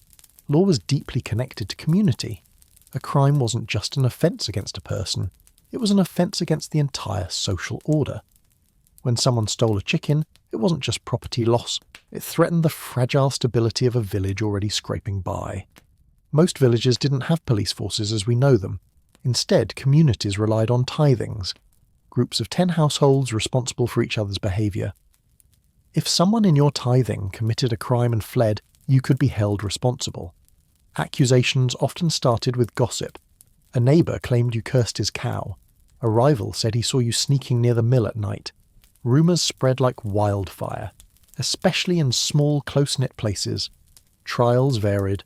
Local lords held manorial courts to settle disputes over land, debts, or minor crimes. Church courts handled moral and spiritual offences, adultery, heresy, blasphemy. For serious crimes, murder, arson, treason, royal courts or special assizes might step in, but proof was tricky. Medieval people didn't have forensic science. Evidence relied heavily on oaths, witness testimonies, and sometimes divine judgment. One method of truth-finding was trial by ordeal. The accused might be forced to carry a hot iron bar for several paces. Afterward, the wound was bandaged and examined days later. If it healed cleanly, you were declared innocent, a sign God had protected you. Another ordeal involved plunging a hand into boiling water or retrieving a stone from a cauldron. Again, the healing determined guilt. In water ordeals, suspected witches were tied and thrown into rivers. If they floated, they were guilty. The water rejected them. If they sank, they were innocent, but often drowned. Public shaming was common. Stocks and pillories stood in market squares. Offenders had their heads and hands locked into wooden frames, exposed to mockery, rotten vegetables, and sometimes worse. The cucking stool or ducking stool punished scolds and supposed witches. A woman accused of gossip or sorcery might be tied to a chair and dunked repeatedly in cold water, shivering before jeering neighbours. Floggings were frequent, as were ear croppings, cutting off parts of the ear, or branding with hot irons to mark repeat offenders. Execution was the final punishment for severe crimes. Beheading was reserved for nobility, considered a more honourable death. Hanging was common for peasants. Burning at the stake punished heretics and witches, their ashes believed to prevent the spread of evil. Drawing and quartering was reserved for traitors, a gruesome sequence involving dragging, hanging, disemboweling, beheading, and dismembering. Yet despite this harshness, executions were also social events. Crowds gathered. Vendors sold pies and ale. Children watched as a strange form of civic entertainment. A day at the gallows meant a break from daily drudgery. Theft was especially despised. Villages operated on razor-thin survival margins. Stealing grain, tools, or livestock endangered everyone. Punishments ranged from fines to hand amputation, depending on severity and local custom. First-time offenders might pay restitution, sometimes multiple times the item's value. Repeat offenders faced harsher consequences, including exile or death. Debt was another dangerous trap. Failing to repay loans could land you in a debtor's prison, filthy, overcrowded, and often deadly. Some debtors were forced into forced labour for creditors. Others sold their land or even family members' labour to cover obligations. Witch hunts deserved their own dark chapter. While not constant, they erupted periodically, fueled by famine, plague, or social unrest. A sick child, a dying cow, a failed harvest. Someone had to be blamed. Usually an older woman living alone, a midwife or an herbalist, became the target. Accused witches endured torture, thumbscrews, the rack, sleep deprivation. Confessions extracted under such conditions meant little, but they proved guilt in the eyes of authorities. Once condemned, a witch might be hanged or burned publicly. Outlaws, those declared outside the law, lost all legal protections. Anyone could harm or rob them without consequence. To survive, outlaws fled into forests or remote regions. These figures became legendary, think Robin Hood, blending myth and real desperation. Bandits roamed roads and woods, preying on merchants or isolated travellers. Their punishments, if caught, were swift and savage. Village watchmen and night guards helped maintain order. Their tools were basic: clubs, lanterns, horns. At night, they called out the hours and watched for fires or suspicious figures. Fires terrified medieval people. A single stray spark could devour an entire wooden town. Many communities enforced curfew bells, signalling when all hearth fires should be extinguished. Despite brutal punishments, medieval justice also relied on community reconciliation. Feuding families might resolve conflict through compensation, vergild, a payment to the victim's kin. Apologies, gifts, or public penance sometimes replaced violent retribution. Villagers understood that too much harshness disrupted fragile harmony. They needed each other to survive plagues, famines, and harsh winters. Clerics and monks occasionally intervened, offering sanctuary in churches. A fugitive could claim asylum for a set period, hoping to negotiate a pardon or safe exile. However, if they left church grounds, all protections vanished.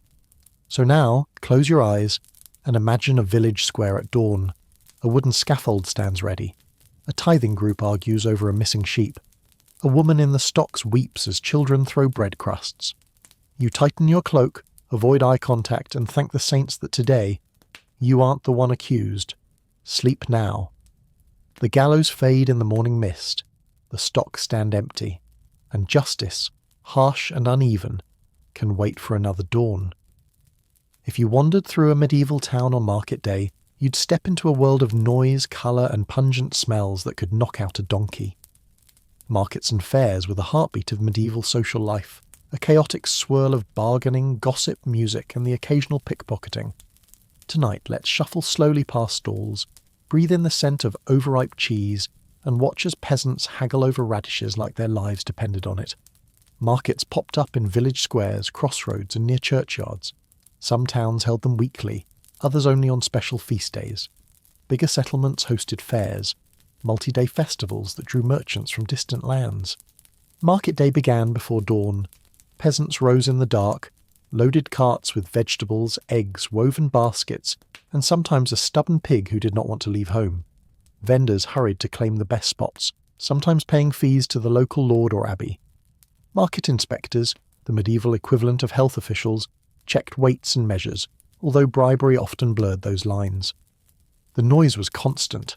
Hawkers shouted prices and praises of their goods. Sweet apples, as sweet as your mother's smile. Fresh fish, still wriggling. A lute player strummed clumsily nearby, while jugglers and fire-eaters drew gawking children. Animals added their own chorus, bleating goats, clucking chickens, lowing cattle, and barking dogs. Mixed with human chatter, it became a medieval symphony of survival and salesmanship. The smell, a robust blend of sweat, manure, fried dough, mead, smoke, herbs, and wet wool cloaks. For many, it was the only chance to buy or sell goods, trade news, or just break the monotony of rural life. Food stalls offered treats, meat pies, often more crust than meat, roasted nuts, honey cakes, mead and ale in heavy mugs, sometimes shared among strangers. Drinking was both social and necessary. Water sources were rarely safe. Textiles were popular wares. Bolts of rough wool, dyed linens, and embroidered ribbons attracted buyers. Cloth was precious. A single new tunic could represent months of labour. Colours like deep blue or scarlet were luxury items, signalling wealth and daring. Spices dazzled imaginations and emptied purses. Imported from distant lands, they transformed bland pottage into something approaching flavour. Black pepper, cinnamon, cloves, and saffron appeared in tiny packets, guarded like treasure. A pinch could impress dinner guests or mark a feast day. Metal workers sold knives, cooking pots, and nails, indispensable for daily life. Leather workers offered belts, shoes, and water flasks. Wicker baskets, wooden spoons, and pottery jugs piled high, each with the fingerprint of its maker. Children chased each other between stalls, occasionally slipping apples into tunics when the vendor looked away. Mothers scolded, fathers haggled, and grandmothers gossiped about whose daughter might be marrying the miller's son. Entertainers travelled from fair to fair. Jugglers tossed knives dangerously close to onlookers. Minstrels sang bawdy ballads, sometimes scandalising pious elders. Dancers performed in bright skirts and jingling bells, swirling so quickly they became a blur of colour. Fortune-tellers read palms, bones, or cards. People asked about crops, love lives, and whether their neighbour's new goat was cursed. Few believed fully, but for a coin it was worth a hopeful listen. Fairs, on the other hand, were larger than markets, almost a medieval carnival. They lasted days or even weeks, drawing merchants from far-flung regions. Foreign traders arrived with silks, gems, glass beads, and exotic birds.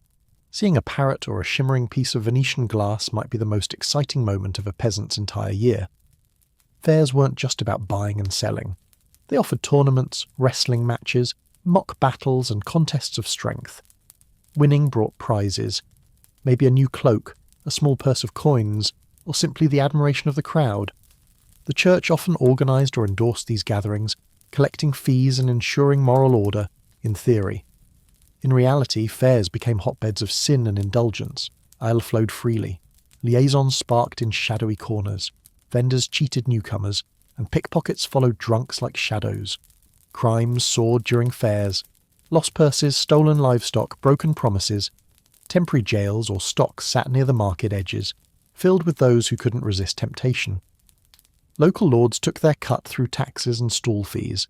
Monks might circulate, selling indulgences or collecting alms. Travelling preachers sometimes tried to save souls amid the chaos, often ignored by revellers more interested in roasted goose than salvation. During harvest festivals, markets transformed into celebration grounds.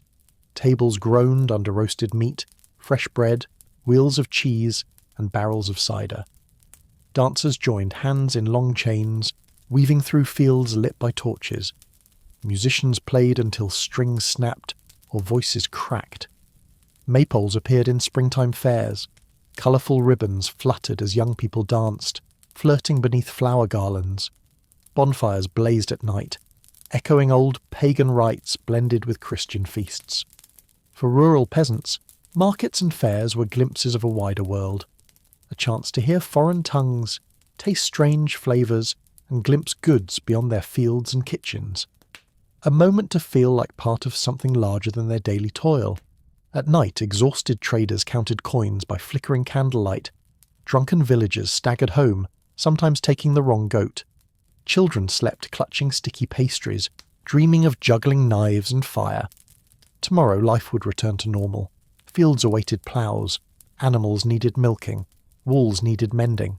But for one fleeting day or week, the medieval village transformed into a riot of colour and noise. So as your eyes begin to drift shut, imagine you're lying on a straw mat beside a sputtering lantern.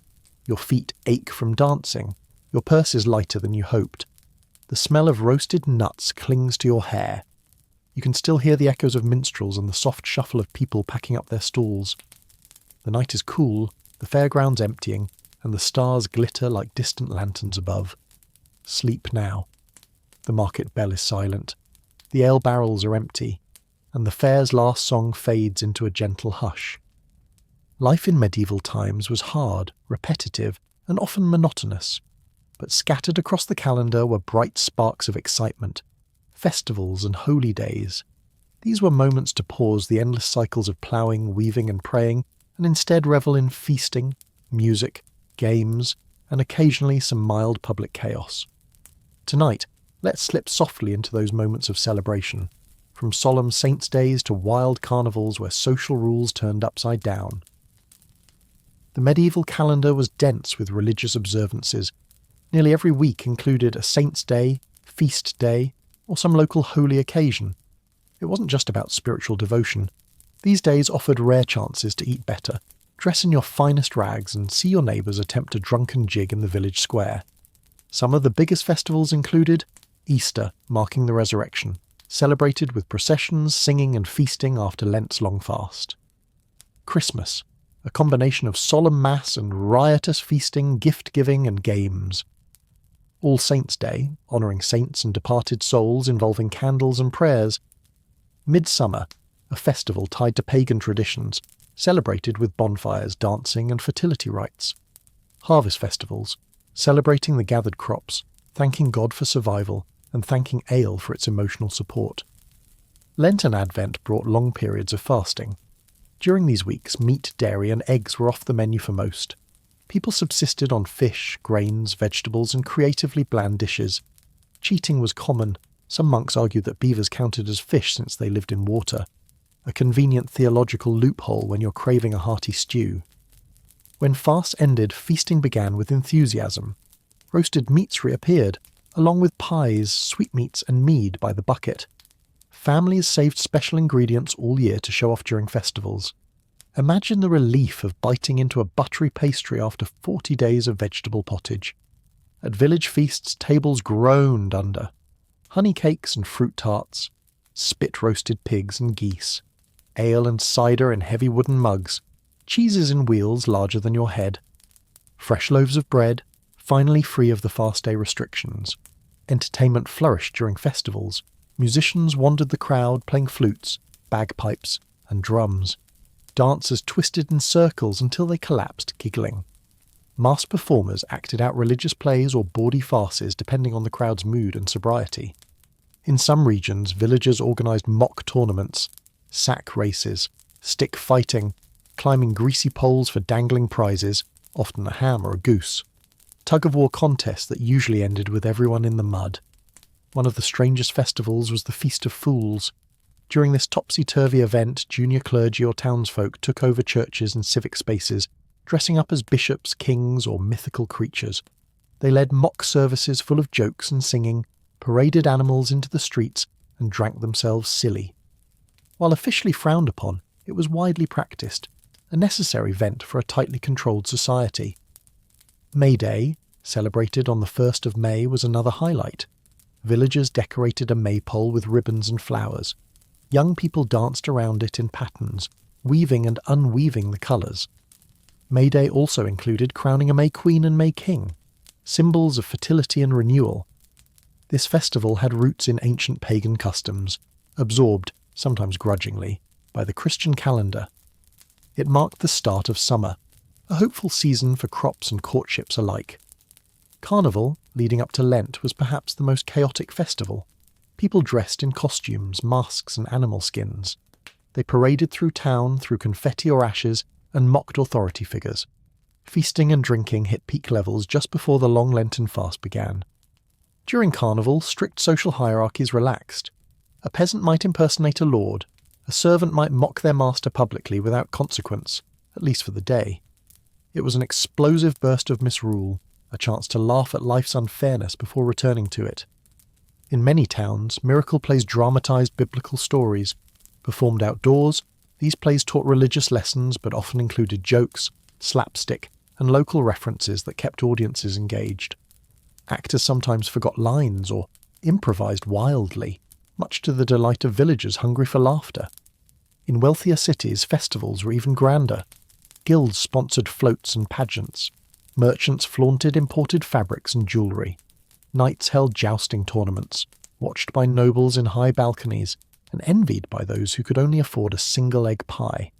Spectators placed bets on horse races or archery contests. Street performers wrestled bears, swallowed swords, or charmed snakes, though no one quite trusted the snake part. Despite all this revelry, festivals were also deeply spiritual. People believed that honouring saints and following holy traditions would protect crops, prevent illness, and secure a place in heaven. Many festivals ended with solemn processions through candlelit streets, chanting prayers and hymns that echoed against stone walls. Religious icons were carried on decorated litters. Children scattered flowers. Elderly villagers leaned on staffs, whispering blessings. These rituals offered comfort in a world of uncertainty. After the last candle burned out, the town returned to normal. Work resumed. Fields demanded attention. Livestock needed feeding. But festival memories lingered, a warm glow to carry into the next season of toil. So now, as you settle into your blanket, imagine sitting beneath a starlit sky after a day of dancing and feasting. Your belly is full of honey cake.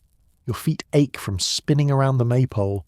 Laughter and music still echo faintly from the village green. Tomorrow you'll return to chores and worries, but tonight the warmth of the fire and the sweetness of mead soften every edge.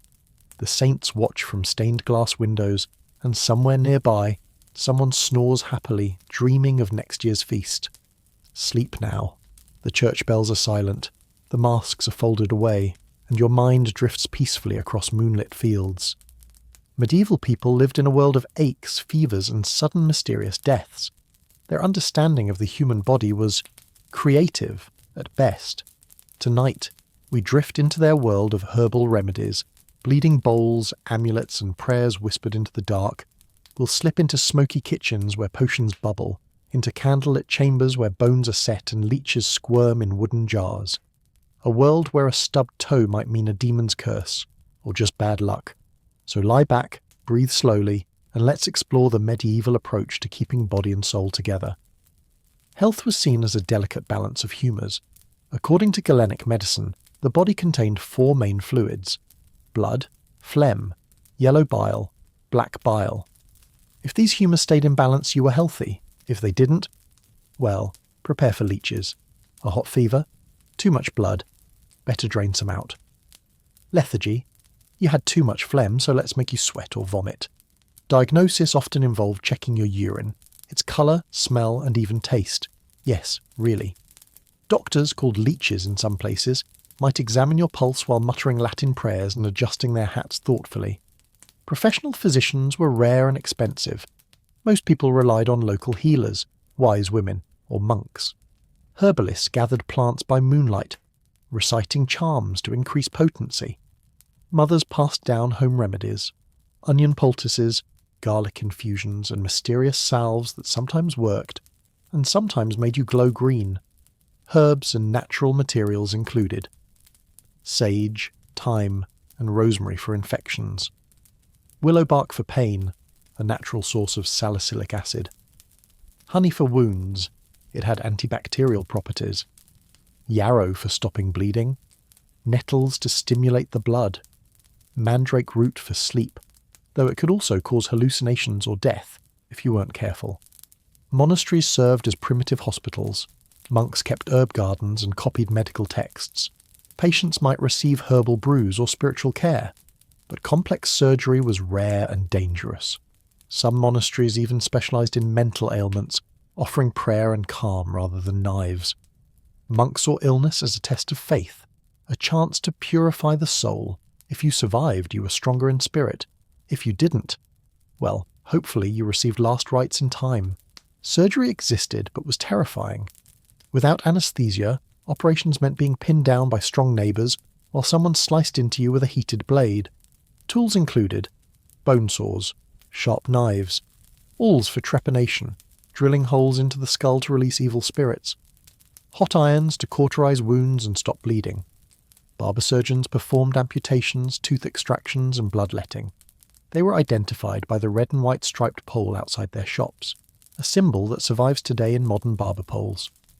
Amputations were often a death sentence thanks to infections.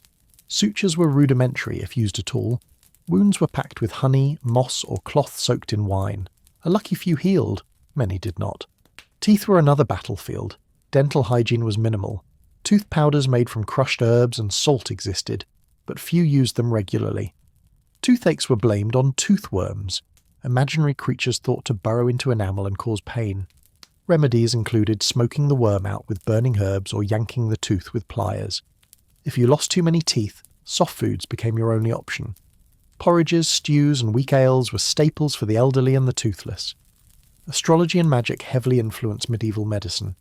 Your star sign might determine when to bleed you or administer a potion. Planetary alignments were consulted before surgeries. Amulets were worn to ward off disease. Wolf teeth for strength. Amber beads for fever. Written charms hidden in linen wrappings. Crosses or saint medallions for divine protection. Some people believed sickness was caused by sin or demonic possession. Exorcisms were performed, involving prayers, holy water, and sometimes terrifying shouting matches between priest and spirit. Mental illness was especially misunderstood. Patients were sometimes chained, isolated, or paraded in public rituals to expel evil forces. Plagues were perhaps the greatest horror. The Black Death in the 14th century wiped out a third of Europe. Panic and superstition spread faster than the disease itself. Doctors wore terrifying plague doctor outfits, with long beaked masks, filled with aromatic herbs to block miasmas. Bad air believed to cause sickness. Cities shut gates. Villages burned the homes of the sick. People blamed minorities, foreigners, witches, or even stray cats. Flagellant movements arose, groups of people whipping themselves through towns to atone for collective sins, hoping to earn God's mercy. Those who survived often believed they were divinely chosen, leaving deep scars in the medieval psyche. Even common illnesses could be fatal. A simple infected cut might lead to sepsis. A cold might develop into pneumonia without antibiotics. Childbirth was especially dangerous. Women frequently died from complications, and infants often didn't survive their first weeks. These dangers shaped the medieval relationship with death. It wasn't a distant possibility, but an everyday presence. Families prepared burial shrouds in advance. Children learned prayers for a good death as soon as they could speak. Graveyards were central places in villages, reminding everyone of life's fragility. Still, despite the grim statistics, medieval people were surprisingly resilient. They developed tight-knit communities. Neighbours helped during illness, bringing broth, lighting candles, and sharing folk remedies. Faith offered comfort, the idea that suffering had meaning beyond this world. Paintings and carvings often showed memento mori, reminders of death meant to inspire spiritual reflection rather than terror. Skeletons, hourglasses, wilting flowers, all served to remind people to live piously and prepare for eternity. So, as you lie comfortably in your modern bed, with safe medicines in your cabinet and dentists who don't blame toothworms, imagine lying on a straw mattress, clutching an amulet, while a healer chants over a steaming herbal brew. Perhaps a neighbour is outside milking goats by moonlight. Perhaps the local barber surgeon sharpens his bone saw for tomorrow's patient. Perhaps the stars above are being consulted for your next treatment. In this world, every breath felt like a fragile miracle. Every fever was a battle, and every sunrise a small victory. Sleep now. Your humours are balanced. Your amulet glows softly by the hearth, and no one is coming with a jar of leeches tonight. Death hovered constantly over medieval life. It was not an unexpected guest, but a familiar figure who sat quietly at the corner of every feast, every childbirth, every village gathering. Tonight, we drift slowly into that final chapter, the beliefs, fears, and hopes that shaped how medieval people prepared for the great beyond. So sink deeper under your blanket, adjust your linen nightcap if you wish, and let's visit the shadowy gates of the medieval afterlife. Christianity dominated medieval Europe's understanding of what came after the last breath. The promise of heaven glimmered above, like a distant lantern through fog. Hell loomed below, fiery and filled with demons eager to gnaw at the sinful. But between those two extremes was a third realm, purgatory, a place to cleanse your soul before final ascension. Most people expected to spend time in purgatory. It was like a spiritual laundromat, a long, slow scrubbing of sin through prayers, suffering and fiery purification. It offered hope, even for those who felt unworthy of heaven. Preparing for death started long before illness struck. Wealthy individuals commissioned elaborate tombs, statues and stained glass windows to ensure they'd be remembered and prayed for. Poorer folk saved for a burial shroud or a simple wooden cross. A good death meant dying with the last rites, confession of sins, receiving the Eucharist, anointing with holy oil. Priests were called at the first sign of serious illness. If you could not speak, relatives whispered prayers on your behalf, hoping your soul would slip peacefully towards salvation. Medieval wills often included requests for masses to be sung in the deceased's name, candles to be lit, and alms to be given to the poor. It wasn't just generosity. It was believed these acts helped shorten your stay in purgatory. A few coins for the local priest might spare you a few extra years of fiery purification. Some left detailed instructions for funeral processions. Who would carry the coffin? Which hymns should be sung? How many paupers should receive bread and ale in their name? Death rituals were a mix of grief and community gathering. Villagers attended wakes, shared food, and retold stories of the deceased. There was laughter, weeping, prayer, all blending into one final farewell. Graveyards weren't hidden away. They sat in the heart of every town and village. Churchyards bustled with life, markets, festivals, even dances. People passed daily among the tombstones, reminded constantly of mortality. The phrase memento mori, remember that you must die, guided spiritual life. Skull carvings, hourglasses and fading flowers appeared on gravestones and in churches. These were not meant to terrify, but to encourage people to live virtuously and remember the shortness of life. For the medieval mind, the soul's journey after death was vivid. At the moment of dying, it was believed that angels and demons battled over the departing spirit. Guardian angels presented a list of good deeds. Demons cackled and unrolled scrolls of sins. The outcome determined whether the soul rose toward heavenly light or sank into shadow. Art depicted souls being led along narrow bridges over flaming pits, or weighed on scales by St. Michael, who fought off demons with his shining sword. Some visions of hell were particularly imaginative. Pits full of vipers, boiling cauldrons for the greedy, freezing lakes for the traitorous, endless grinding wheels for the envious. These images appeared in sermons, manuscripts, and stained glass windows, warning the living and guiding them toward repentance. Heaven was imagined as a lush, radiant garden, a place of endless music, blooming flowers, and shimmering light. Saints wandered among fragrant meadows, loved ones waited at golden gates. The weary soul would be freed from pain, hunger, and cold forever, but few expected to go straight there. That's why prayers for the dead were essential. Families paid for chantry priests whose only job was to sing masses day and night for departed souls. These prayers weren't mere formalities. They were seen as real assistance, like passing water to a traveller in the desert. Relics played a crucial role in ensuring a better afterlife. A scrap of a saint's bone, a piece of a holy cloak, or even a drop of miraculous oil was believed to carry protective power. People paid high sums for the smallest relic fragment, hoping it would defend them against demons at death's door. Pilgrimages were also undertaken to secure spiritual merit. Journeys to Canterbury, Santiago de Compostela, Rome, or Jerusalem were grueling and dangerous, but a completed pilgrimage might reduce time in purgatory and strengthen one's chances at salvation. Folk traditions intermingled with church doctrine. In remote villages, old pagan customs survived, woven subtly into Christian practices. People left bread and ale for wandering spirits. Children wore charms to protect them from night walkers, restless souls who hadn't found peace. Some families placed coins on the eyes of the dead to pay the ferryman across the spiritual river, echoing ancient Greek customs. The line between superstition and faith blurred. A prayer to St. Mary might be followed by a whispered charm to keep away forest spirits. Fear and hope coexisted in every graveyard candle and every midnight prayer.